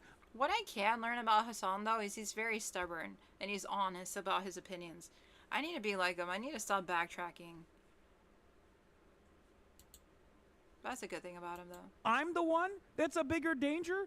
What the f is happening? Candace Owens is run around with a copy of the Talmudic Jew in front of hundreds of thousands of people being like, this is how Jews are. They're contract lords. And this fucking asshole looks at that situation and goes, you know who's actually the real danger here? Hassan Piker. Congress has no business formally denouncing American citizens for their views. They should shut the fuck up and get to work. It's true. This is where we're at in the United States of America. You could spend an entire career combating anti-Semitism on the internet, and as long as you're an avowed anti-Zionist, it doesn't matter, okay? They will literally say, you're a bigger threat. Anti-Semitism is a canary in the coal mine of fascism. It's one of the oldest bigotries that has caused those of the Jewish faith a tremendous amount of pain. From pogroms to the Holocaust, Jews have always been singled out by those in power as a scapegoat for instability and economic volatility people in power cause. Between me and Candace Owens, I'm the more serious threat, a more serious corrosive influence on discourse. You have to be out of your mind. It's unbelievable, dude. It is so obvious what's going on, okay? It is so deliberate. It is so obvious what's going on. Don't criticize Israel. If you criticize Israel, we'll make your life a living hell. We'll take away your sponsorships. Oh, you don't have any sponsorships? We'll take away your ads. Oh, you don't run any ads? Well, we'll take away your platform. We'll do everything in our power. We'll hope that someone might get the right lesson. We'll activate a schizophrenic psycho to come and assassinate you. That's what we'll do, because God forbid you have a large enough audience and you're an avowed anti-Zionist. You combat anti-Semitism and you're also an anti-Zionist. You're a threat. That's what this is. And what these people don't understand is that I'm not alone. I'm not alone. That the overwhelming majority of American society feel this way. So you might deplatform me, you might get me killed, but at the end of the day, this problem is not going to go away for you. Did you hear him? He knows that they're trying to deplatform him, and death is a possibility. Like, he's aging so fast. He looks so worn. There's a lot going on behind the scenes. I think I'm sensing there's a lot more than he'll ever share about what he's going through, and he still shows up every day. It's just maybe we could have some more tea. Some more drama. No, I'm kidding.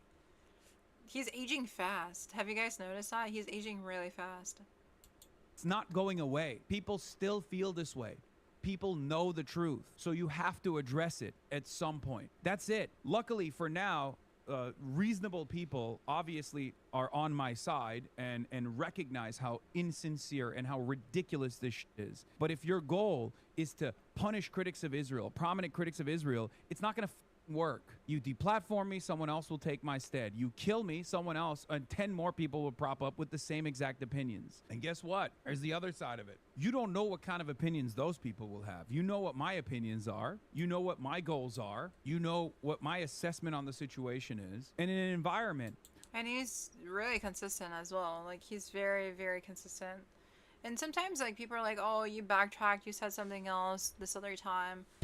But, like, people are constantly growing, and maybe he analyzed or evaluated something wrong, which I feel like it's pretty human to, like, evaluate something and then, like, remedy it in the future, or, like, add on to it.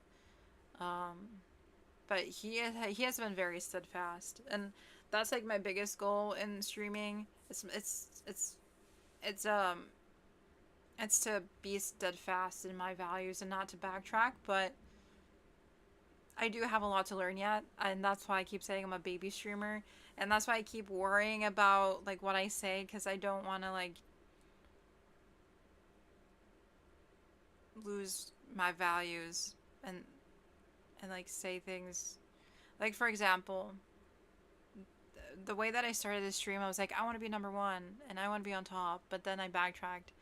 It's really easy to want to be consumed by money or being on top, and then it's like, wait a minute, no, like, that's not what I stand for. So, like, I'm still learning how to be steadfast in my values and, like, my thinking and my ethos. So, like, I'm just really grateful I'm small right now, and, like, Hassan is, like, someone that I really look to as, like, a North Star in, like, how I approach life. So, yeah, I'm just I'm very grateful too that you guys give me a lot of grace.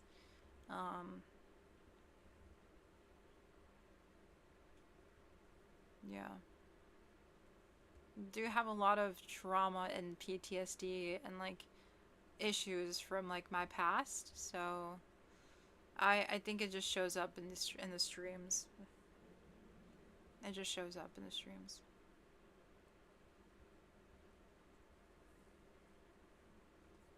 I almost gave up too on, like, social justice and, like, social issues. I think Marissa was here in the beginning where I was like, oh, I'm not going to talk about that anymore, and then I went back to it.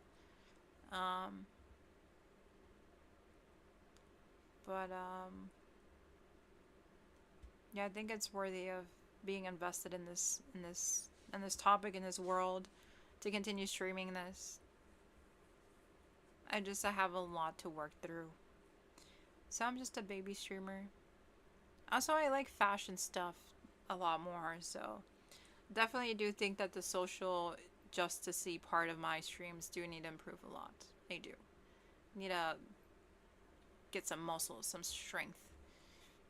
Not back down.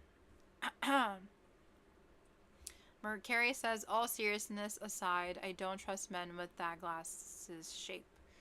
They have 80s serial killer vibe.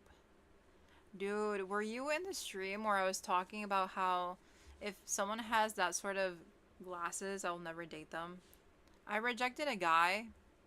He was so cute. He was so nerdy. He was so tall too. But this freaker started wearing these glasses that look like these.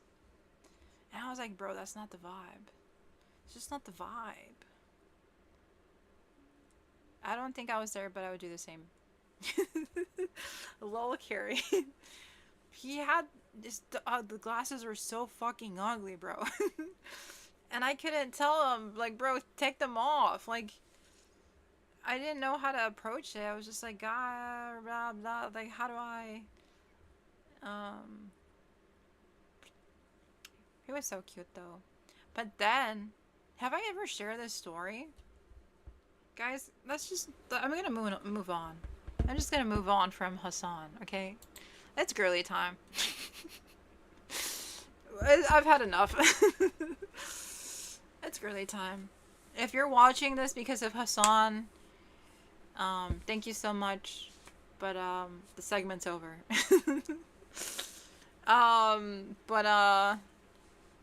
Okay, well, tell me why this guy that I had a crush on, I was seriously considering him, right? I was like this close to like considering it. And this man comes over, and I thought we were gonna hang out for like 2 hours. He would not leave my fucking house. I told him, okay, I have to go make dinner. He kept sitting at the fucking couch. And I'm like, okay, now I have to go like clean up and do my laundry. He would not take no as an answer. 8 hours later, he was still in my house. He would not leave. He came over at like 2 p.m. It was like midnight when he left. Is that 8 hours? That's more than 8 hours. This mofo... What? Yeah. Okay, context? We were both in the union that I'm talking about, the tenant union, right? Right. So, I was like, oh, do you want to do this project that I'm working on? Can you help me? I don't need help from a fucking man, okay? I'm not dumb. I can do this on my own. He's like, yeah, I can come over. We can do the signing of postcards, whatever. It was a project of signing postcards for the mayor that we wanted elected, which did end up winning the election. So he comes over, and I'm like, okay, let's start on the postcards, and we can watch a movie. I got done with the postcards within an hour and a half. He hadn't even started in that whole hour and a half. He kept talking and talking and talking. He didn't even let us watch the movie. Like, there's a difference between like talking and watching a movie. Like, we can kind of do both, but like, he would not shut the fuck up. He was just talking about the most random stuff ever. So after me getting done with the postcards and him just yapping and yapping and yapping, I was like, okay, my head is like exploding at this point. I love an extroverted man, but this one, my God, he had no context of the room. So I was getting really anxious, and I regretted the entire decision, but I still thought he was cute, right? And I was like, okay, I was like, let me give him another chance. And I kept asking him, okay, like, are you going to work on the postcards? He's like, yeah, I'm going to get to it. So I get a snack. I'm like, oh, I actually have to make dinner soon. Can you start on the postcards? Mind you, I could have done those already by myself. He never freaking started on the postcards. And he kept talking and talking and talking for 8 hours, bro. And I kept telling him, you should probably go. You should probably go. You should probably go. Like, I was so clear with him. He would not shut up. He would not listen. By midnight, I was like, yeah, I don't want anything to happen to me. I am not interested in being traumatized tonight. I'm not interested in a man violating me, if you know what I mean. So I was like, can you get the fuck out of my house? Basically, I was pushing him out. I literally pushed him out of the house. He was on his bike too. So like, I was telling him, you're gonna have to ride your bike back home in the dark. I'm not driving you back. At that point, I was pissed. It was midnight. And I never talked to him since. Bro, I missed his chance by talking too much. 8 hours. 8 hours. 8 hours. Bro, when he left, I literally felt like I was gonna throw up. I think I did throw up. I just memory lost it. Did I? Yeah, I gagged. I spit up something afterwards. Because I thought I was in danger. And my roommate never fucking came back home. She was always leaving the house. So I was alone in this small apartment with like no one to call. Like, I just didn't have any friends that I could rely on. I didn't have anyone I could call really ever. And he was huge. He was like 6'6" or something. So he could have knocked me out Anyways, but point being, he had those glasses, and I should have known. I should have known that that was gonna be the case. That was gonna be the story of that night. But if he had left, mind you, this is the crazy thing. If he had left at like 4 or 5 when I told him to, and he had been obedient and more charming, I could be living in Montana right now with him. Isn't that crazy? I was willing to like be very accommodating, and I thought he was great. It's just he had to mess it up. If someone violates your boundaries for 8 hours, like that says a lot about them. He didn't even let me talk either. And honestly, I don't even know what he was talking about half the time. I just zoned out. Very fun stuff. Very fun stuff. Anyways, Audacity. 8 hours of yapping is wild. Yeah, it was a nightmare. All I wanted to do was watch a fucking movie with him and have some like conversation that was kind of normal and sane, and then have him leave. And that would have been like my decision maker. I would have said yeah to anything else afterwards. Marissa says, I have a confession. I used to have those glasses 2 years ago. Marissa, no. Don't tell me that. No, don't tell me that.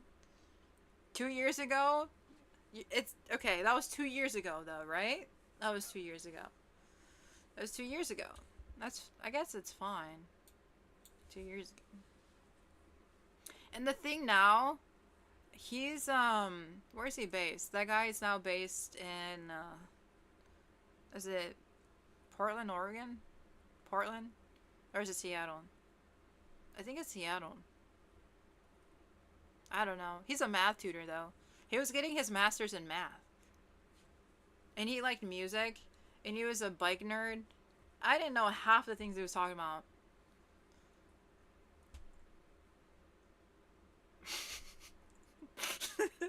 Anyways, he had to mess it up.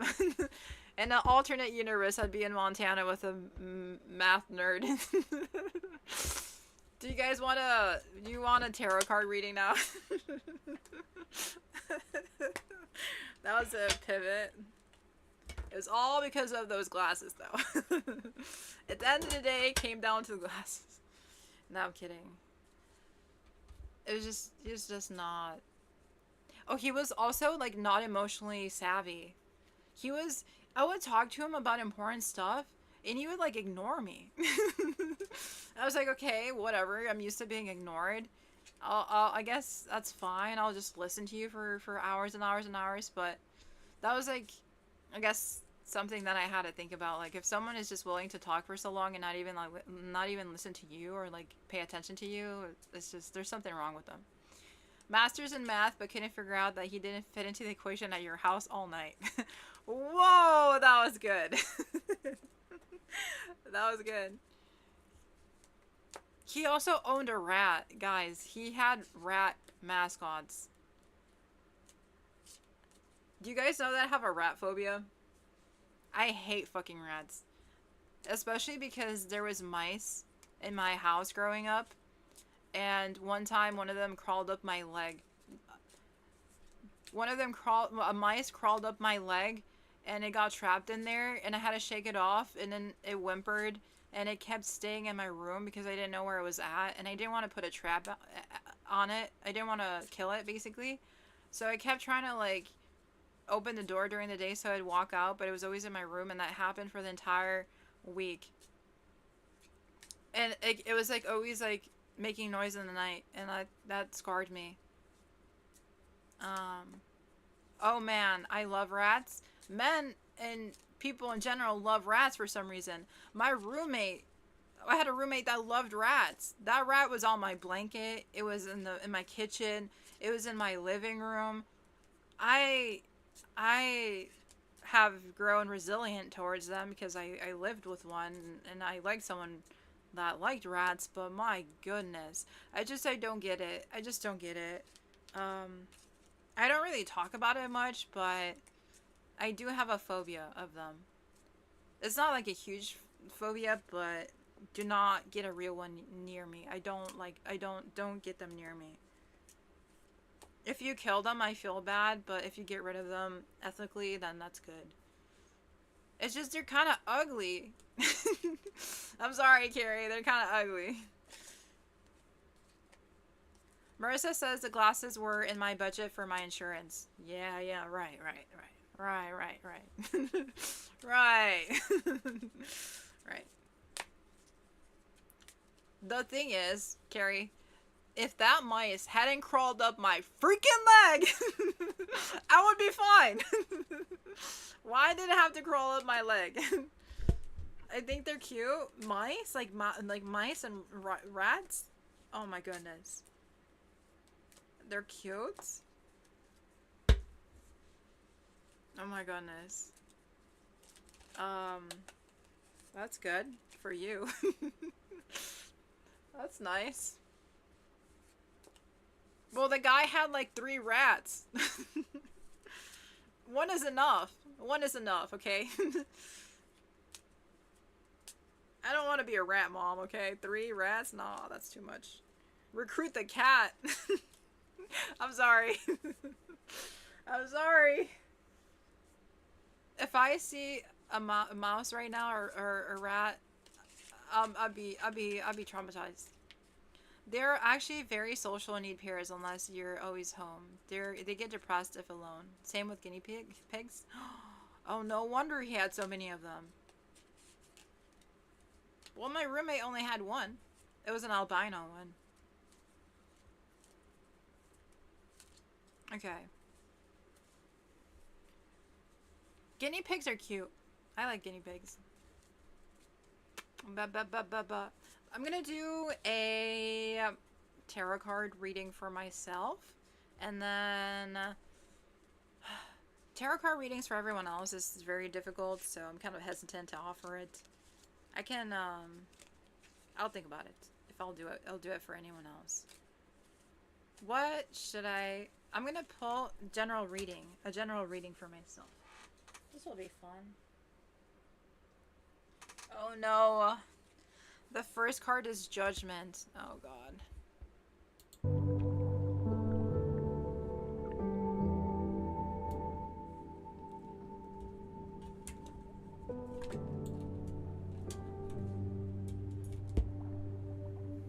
You love guinea pigs. I always wanted a pair, but haven't had room. Interesting. Very interesting.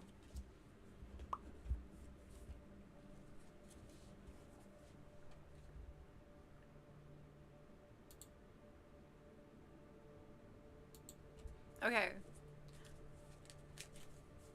Pulling cards right now.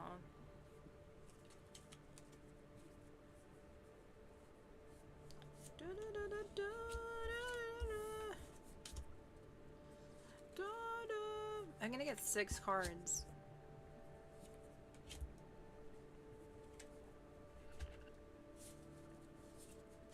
I don't think I mixed these right. Wait, I didn't shuffle these enough. God damn it. They keep falling everywhere.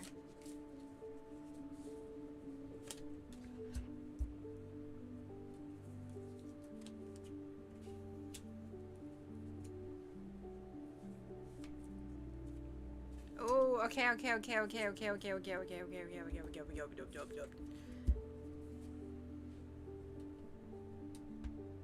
I will do one for myself.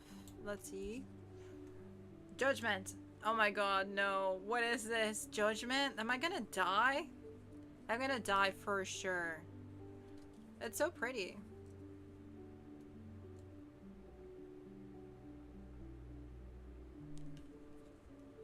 Judgment. No.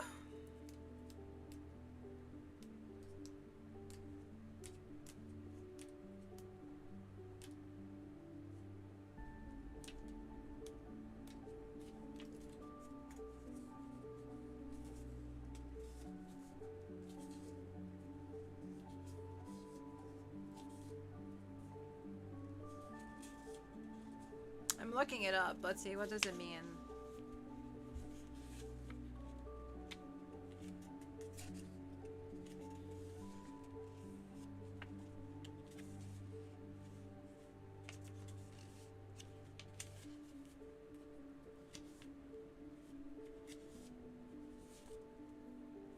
XX, what does that mean?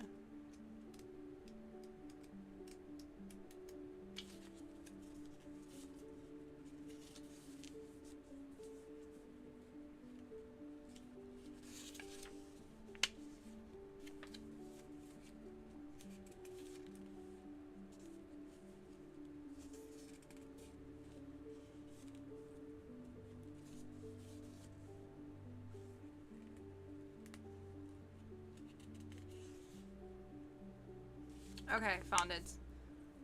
A magical force is calling you. You're expecting a spiritual awakening and feel destined to do more in life. With the confidence you gained, you can finally see what is really happening. You are filled with curiosity about where this spiritual awakening will take you.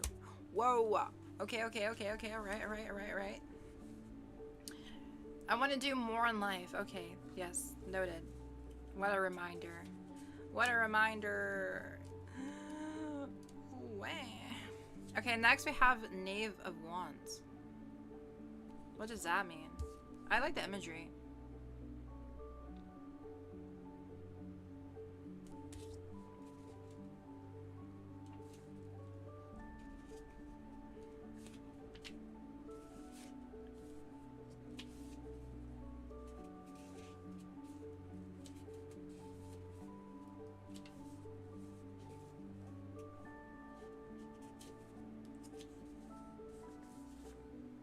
If it's upright, which it was, it's your youthful character brings sunshine in the world. The friendly ants represent the excitement and love you feel from the people around you. Because you view the world so optimistically, good news is on your path. The world is in front of you and the possibilities are endless. Oh my goodness. Do I have a youthful character? I do. Guys, there's something in my nose. I guess that proves my point. Very youthful. What the heck? Okay, fine. Damn. They're calling me a child. This one's next, the Eight of Wands. Wow. You be jumping. You be jumping. Eight of Wands. Upright. Things are moving quickly. Maybe your future plans are taking off, or you've been receiving a lot of new job commissions. Maybe with the Twitch stuff, yeah, maybe. This card is all about action. You're feeling excited about life going so fast. Right. I want it to go fast. Even the centipedes are feeling active. Good, that's good. Be sure to take enough time for yourself and everything will be dreamy and good. Oh, I needed to go faster. Things are moving quickly. We've got to speed it up. 10 of Cups. 10 of Cups.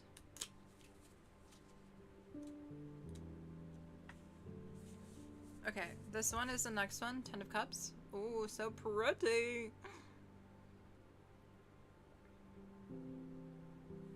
So this one is the family comes together.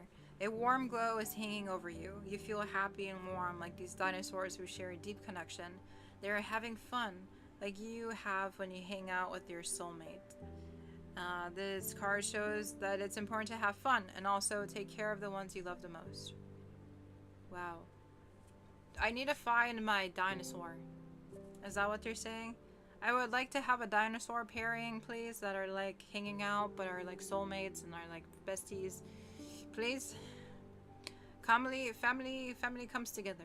Yes, I would like the family. Thanks so much. Please.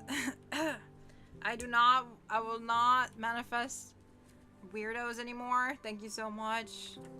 I am a little bit too nice. Dude, I was an 8. Okay, if I was to rate myself, I'd give myself a solid 8. This man was like a 4. And I still gave him a chance. And he messed it up. All I'm asking is that you're kind of interesting, you're taller than me, and are nice, and generally clean.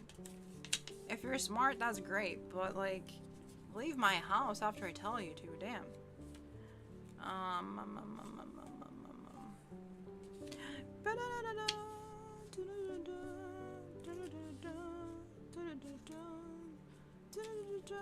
The tower. What does that mean? The tower. Oh, that sounds serious. The tower. The tower. Uh-oh. Uh-oh. The tower. The tower. The tower. The tower. The tower. The tower. The tower. Okay, found it. This is the tower. Boom. Boom, boom, boom. Boom, boom, boom. This says, the birds announce that a big change is coming, but it will come with a lot of chaos and upheaval. Clouds and snow surround the tower, hinting that it may be difficult for you to see what's the right thing to do in the situation. The best way forward is to rebuild and refocus on what's important in your life. There's going to be a lot of chaos and upheaval, but change is coming soon. I will take it. I will take it. I'm tired. I'm tired of being bored. I will take the upheaval. Damn. I do need the money for my job, though. Let that be the peace in my life, I guess. The stability. Damn. Two of Cups. Cute. Little snakes intertwined. So it says, this card is shared with two. It involves another person, perhaps a soulmate, dear friend, or family member. You're celebrating love with another person. The two suns in the card beam happily as they share their light with each other. When these two are together, they float through life and everything feels better and more colorful. Please, that would be very lovely. The union of two snakes. Please. Okay. Alright, that was my reading. In summary, there's a lot of changes happening. A lot of movement. Very fast coming in. A lot of family vibes and a lot of love. Yes, I love that. Very beautiful. Very beautiful. Okay, who wants a reading? These are kind of silly. And I'm only going to pull 6 cards. I'm only going to pull 6 cards, but I will read your cards for you. They're supposed to be funny. They're funny little cards. And then I will jump off, because I do need to chill. I need to chill. We got to chill out. Where's the cover of this thing? Did I lose the cover? I'll take a general one. Okay. I lost the cover. Or the... Fuck. Where's the container? Oh, it's over here. Alright. You will take a general one, Cari. Perfect. Alright. Cari. Getting her energy. Oh, it's thundering out there. Okay. Cari. Let me lower the music. Okay. Alright. You getting somewhere? Are you getting somewhere? Alright. Alright.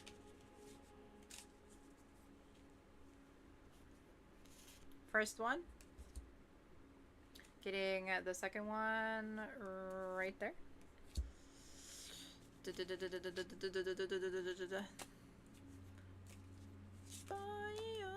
Third one.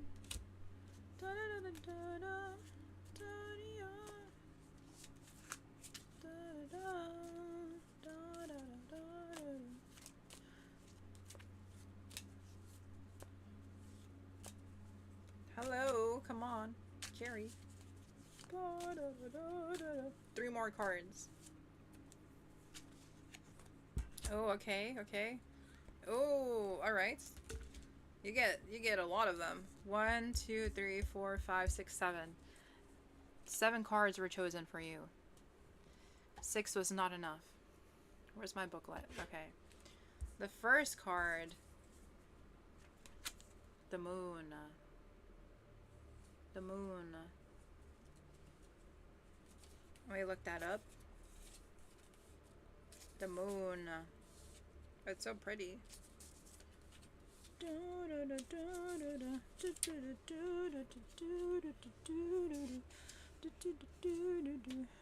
My book?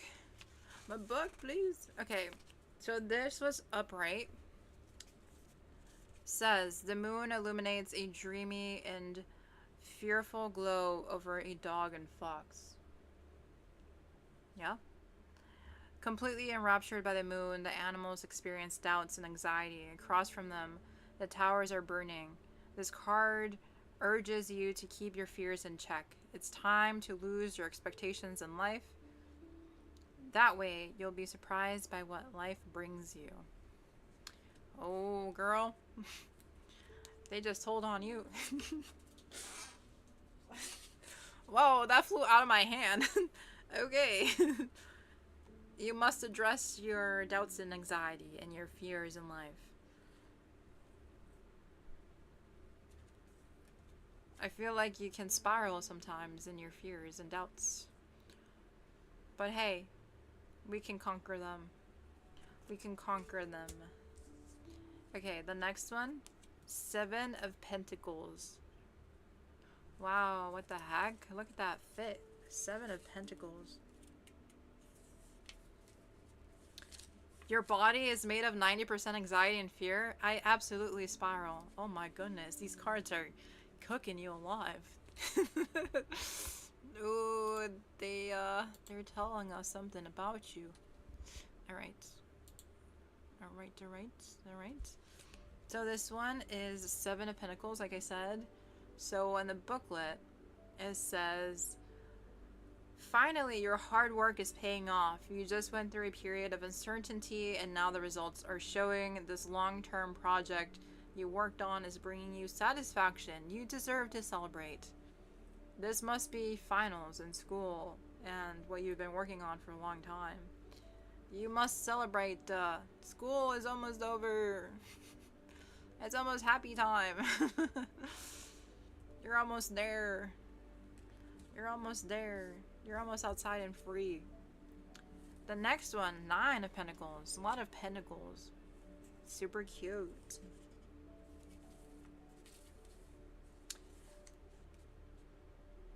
So this one says, it glitched when I backtracked it. Oh my goodness, there's a lot of energy with this one. I wonder what this one means. It says, you've been working wisely and you enjoy what you've been doing. Life feels fresh and magical. This is the moment to acknowledge all the hard work you put in. Though you're still working, you can already feel the joy you get from both the achievement and the work itself. So it seems like you already recognize what you've achieved or like what you've done. Like you're pushing through, like you're working hard. You're starting to see that things can get better. I feel like the Ren Fair was like a fresh experience. Not like the best experience compared to other people, but it was still magical and like you're still trying to find that joy, try to see like the good things that you've done despite the fear and the setbacks and how hard it is. I think you recognize how far you've been coming. So that's good. That's good. W progress. W progress. The next one. The next card. 9 of Cups. Interesting.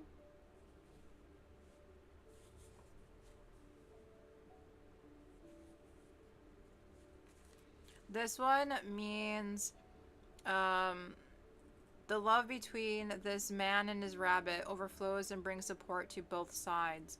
You're content with how life is going. You're happy as you can be.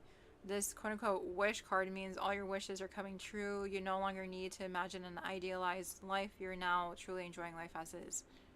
Interesting. It kind of seems like different from all the other cards, but I feel like there is a lot in your life. Like, you can be happy with a lot of things. You're grateful for a lot of things. But you still are like, oh my gosh, I want my dreams to come true. I feel like there's some hope that your wishes can come true. So maybe this represents more of like your wishes. I feel like the energy here is that you have a very strong will to wish. That you wish and you wish and you wish. Cari says, I'm not enjoying life and I don't like where I am. So it must be the wish card then. You want to have your wishes come true. So maybe you're just kind of stuck in the idealized life that you want. Like you kind of have an idea or a picture, but it's not happening. So keep on working on it. Eventually you'll get there. Eventually you'll overflow and have support. Okay, maybe this one is clarifying. The tower. Oh my god, it's upside down. Ooh, what does that mean? The tower. Maybe this is a clue to the other one. The tower upside down. What must that mean? What must that mean? What must that mean? What must... Little booklet, help me. Okay, so if it's reversed, which it was, it says, rather than an external change in your circumstances, the reverse tarot card indicates a big change coming from within you. Don't resist it when it comes. The world will become clearer to you when you accept your new self-identity. Maybe you'll be able to achieve all your dreams and all your wishes when like some things change in you. Maybe it's like the fear aspect and anxiety, just kind of letting that go a bit, and then things will kind of clarify and open up from there. But it can be comfortable staying within what makes you afraid and what you're used to. Personally, believe me, I understand, but I think things will open up once you release some of the inhibitions, release some of the barriers you have to life. Eight of Wands is the next one. Ooh, what is going on here? What is going on right there? What is all going on right there? Eight of Wands. Alright. Interesting. It says, oh, this is the same one that I got. Things are moving quickly. You're not completely stuck. I feel like things are going to happen during the summer. Your future plans are kicking off. You've been receiving a lot of new job commissions. The card is all about action. You are feeling excited about life. It's going too fast. Even the centipedes are feeling active. Make sure to take enough time for yourself and everything will be dreamy and good. So I feel like maybe you want things to move fast. I would just like let go of like, I don't know what's holding you back. I feel like you know what holds you back. You just have to like work through that. I guess something you can be more speedy about is like applying to jobs and like taking more action so that things can come faster. Maybe that's what it's indicating. But I do wonder why you spiral so much. I think the spiraling is like what's causing you to go under sometimes and makes things slow for you. Oh my goodness, the devil in reverse. This is the one that insisted to come out.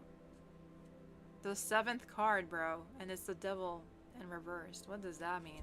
That just made my head hurt. Oh my god, what is happening? What is happening? What is happening? The devil. The devil in reverse. If it's reversed, the devil card tells you to break free and get out of a difficult situation. The chains hang loose around the neck of the two people. It's possible to get out, but there is still some fear. The fire will give you strength to push through. You are strong enough to break a cycle. Now is the time. Well, there you go. I guess that's the answer to all the other stuff. There's something there. You gotta break through it internally, and then things will speed up for you, and you'll get like your wishes and your life. It's just, there's some fear there for something you have to make a decision on. And there's a cycle you have to break. You may know that, you may know the context of that cycle, but there's definitely something there you gotta work through. But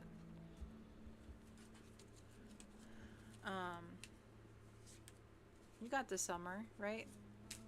I think you can work through a lot of stuff during the summer and keep working at stuff, and from there things can change. But yeah, that was your reading. That was your reading.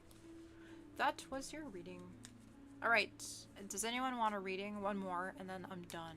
I'm done for the night. I'm done for the night. These are very general readings.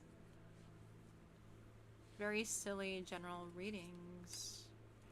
Wah wah wah. Wah wah wah. Buddy yo. Buddy yaddy yaddy yaddy. If not, I'll end right now. That's fine. But it's been a very lovely Monday. Tomorrow, honest to God, I don't know if I'm gonna go live tomorrow. I fear that my head hurts a lot. So I don't know when I'll be back. Maybe on Wednesday.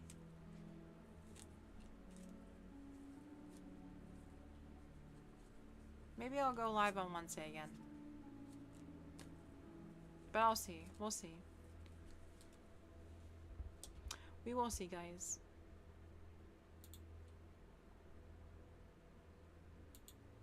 Okay. Oh my goodness. Well, hopefully you guys have the well, hopefully you guys have a good rest of your Monday. Take care of you guys. Thanks for joining. If you join, if you're watching the recording, thanks so much for watching the recording. What the heck? You guys are amazing. And yeah, I'll possibly see you guys on Wednesday. Wednesday. Okay. Bye. See ya, Cari. See you on Wednesday, possibly. Yes. See ya, everyone else. See ya. I'll be back soon. Bye-bye.